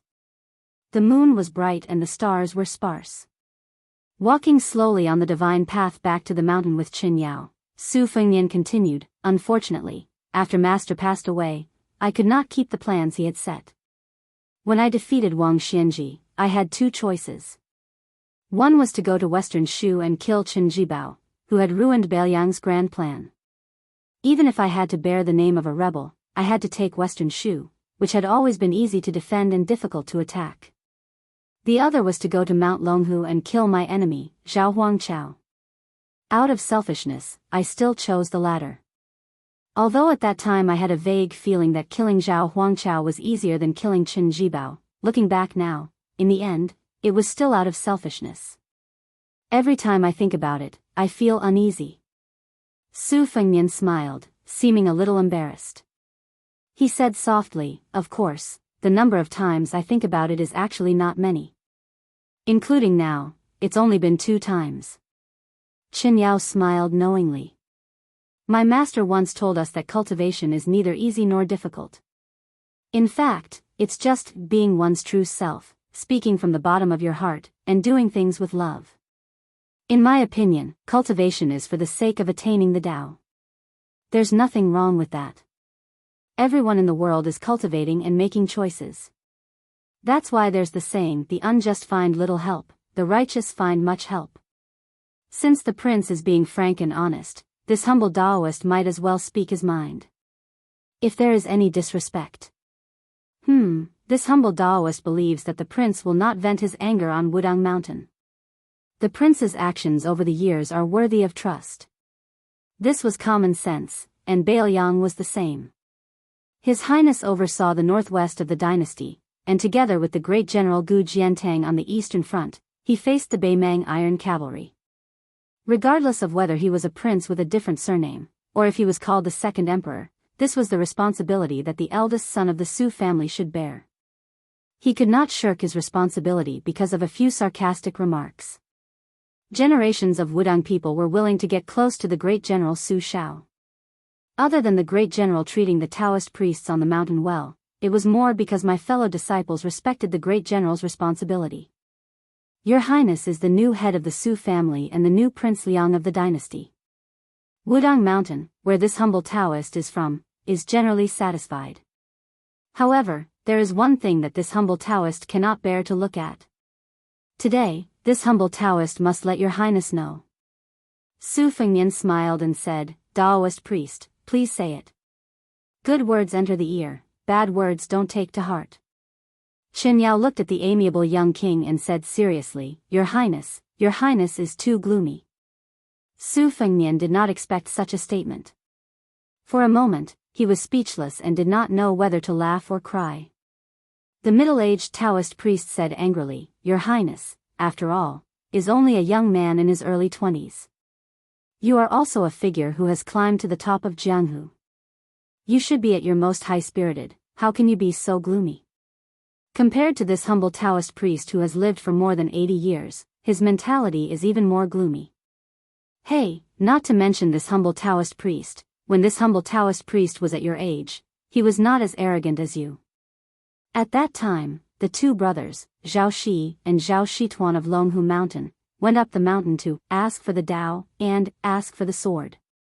Senior brother Wang beat and scolded them until they had no temper. He also went down Wudang Mountain without his master's permission and went to Longhu Mountain alone. First, he vented the anger in his heart. After returning to the mountain, he was grounded by his master to reflect on his mistakes. That master of ours spoke harshly and got angry in front of eldest senior brother. After he locked eldest senior brother up, he immediately smiled at us. That mouth of his couldn't close for a few days. He smiled at everyone he saw. However, after Master left, Senior Brother Wang's mind became heavy. It was not until he led Junior Brother Wang up the mountain that he felt better. Su Fengnian's hands were in his sleeves. He was silent, but there was some warmth in his heart. Qin Yao suddenly smiled and said, "This humble Taoist priest knows a bit about prophecies. I have 2 pieces of good news to tell you. Consider it as my thanks to your highness for returning the Great Yellow Court." Su Fengnian said half-jokingly, "If it's really good news, I promise that Shaozhu Peak's incense will not lose to Wudang's main peak in 3 years. Even if Beimang really invades Beiliang's territory, I will protect Shaozhu Peak." Qin Yao glared and said, "Let's not talk about the good news first. Your Highness, there is one thing you must remember. The more sincere a person is, the more careful they must be with their words. Isn't it a prophecy? When the ancient sages created words, the heavens wept. There is a great deal of care in this. Now that the Zhaoshi dynasty has chosen the Yu language as their official language, it is even more profound. This is all related to extremely complicated destiny." Su Fengnian nodded and did not argue. Qin Yao's expression softened.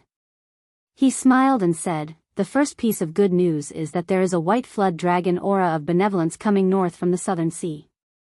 The second piece of good news is that there is a black flood dragon aura coming west from the southern sea and entering Beiliang from the east." Su Fengnian thought for a while and said doubtfully, "The former should be a qi cultivator from the southern sea Guanyin sect. The latter?" Qin Yao's expression was calm and did not reveal the heavenly secrets. Su Fengnian did not dare to believe it. He said to himself, "Is it really coming?" Qin Yao smiled and said, "With that Song Dongming of the Confucians, Beiliang can be said to be gradually enlightened. Your Highness, do you still think that Beiliang will lose without a doubt? The fate of the world is fixed. First, the Liang imperial court committed suicide. Then, many people from Great Peace City quietly left. For the Zhaoshi, this is not a good sign. But for Beiliang, for your Highness, this is a once-in-a-lifetime opportunity. You must not miss it." Yu Dilong looked at his master. An imposing aura. A python behind him raised its head. An imposing aura. Chapter 1171. The southern dynasty of Beimang had its imperial court. Even though the Norland had its capital, the empress would spend 2 seasons a year in the imperial tent. The imperial tent was located at the center of the empire. It was a moving city made up of countless tents of various sizes. The tent that the world's noblest old lady lived in was golden in color. Hence, it was like a giant golden spider crawling on the grassland, competing with the sun for glory. When this golden imperial tent appeared in Gusai Prefecture, the imperial court of the southern dynasty suddenly lost its splendor. A group of nobles and officials gathered around the imperial tent, quietly waiting for the emperor's summons. The venerables were closer to the imperial tent. For example, the new king of the southern dynasty, Dong Zhuo, the Ruren cavalry commander, Hong Jingyan, the prefect of the 2 prefectures of Gusai and Longyao, and the great general of the southern dynasty, Lu Gui and Yang Yuanzan. These influential figures in the southern dynasty were all relatively close to the imperial tent. Today, the Empress of Beimang was anxious for the officials of the northern and southern dynasties. As a routine meeting, everyone sat on an embroidered stool in a circle. There was no difference in height between the seats. However, the white-haired but hale and hearty old lady still sat like the Empress of the Central Plains. On her left was the prefect of the chess and sword music school, and on her right was the Beimang god of war, Tuoba Bodhisattva. One was civil and the other was military. However, when the two were arranged in order, civil and military were mixed up. There was no clear confrontation between civil and military like in the imperial court of Liang. As Dong Zhuo rose to become the king of the southern courtyard, his position was getting closer to Empress Murong. However, he was still separated by the prefect of Orange Province, Murong Baoding. Today, after Fatty Dong entered the tent, he was absent-minded. He looked up and counted with his thick fingers, counting how many seats he was behind Her Majesty. Anyway, he was already the highest official in the southern dynasties. However, there were still many old men with the surname Yelu or Murong who occupied the latrine but did not shit. Even if they were old and dizzy and could no longer straighten their backs, they still forced themselves to participate in this meeting. Dong Zhuo met the eyes of a smiling old man. If he remembered correctly, the old man was called Yelu Hongkai. When he was young, he had done a few heroic deeds. These years, he had not done anything. The old man smiled foolishly at Dong Zhuo. Feeling bored, Dong Zhuo also smiled foolishly at the old man. Just like that, the two of them competed. In the end, Dong Zhuo's face was stiff from smiling, but the smile on the other side was still so lively and lively. Dong Zhuo was defeated. He rubbed his cheeks and gave the old man a thumbs up. Yelu Hongcai's smile did not diminish as he picked his nose. The old man did not hide his pride at all. Dong Zhuo could not help but roll his eyes. Was this guy the roly-poly man who had been under Beimang's orders for 3 dynasties? When Yelu Wenshu of the Holy Sect died, this old man and 6 others were present to receive orders. Their seats were at the bottom. When Shenzong passed away, Yelu Hongkai was ranked 3rd out of the 5 people present. When the former emperor died, he was present with Great General Yelu Shulai, a remnant of the Central Plains, Su Huainan, Tuoba Bodhisattva, and Murong Baoding. He was ranked 2nd. Next. Dong Zhuo subconsciously turned to look at the empress. In the large circle formed by the crowd, there was a cloth map that covered the southern part of Liang's capital and Guangling Road. While Dong Zhuo was fighting with the old man, Yelu Hongkai, the empress had already discussed the future trend of the war with several great generals. They were all optimistic about the explosive power of West Chu in the short term. However, they still did not think that West Chu could succeed. It was absolutely impossible for them to succeed in reviving the country. The empress mainly wanted to ask the generals how short this short term was. Was it a few months or half a year? Or could it be a deadlock until next autumn? Then, under various possibilities, she asked the civil officials how much the national treasury of Liang Imperial Court would be reduced. While they were discussing the overall situation, a few young people from West Chu also reached the ears of the Beimang Empress. Among them, Xie Shibian received the most, as many as 4 times. Ko Jianghuai followed closely behind with 3 times. The Empress's interest was piqued, but in the end, she only said, "It's a pity that he was born in the wrong place at the right time." Within the tent, the Northern Mang military generals all believed that with Chao Zhangqin presiding over the Eastern Front, they would still win the battle against Guangling Prince Zhao Yi. However, what followed would depend on the commander-in-chief of the Zhao clan in Liyang who would clean up the mess. Would it be the Lu Xingxiang who was suffering from a lot of difficulties, or would it be the Minister of War Lu Baiji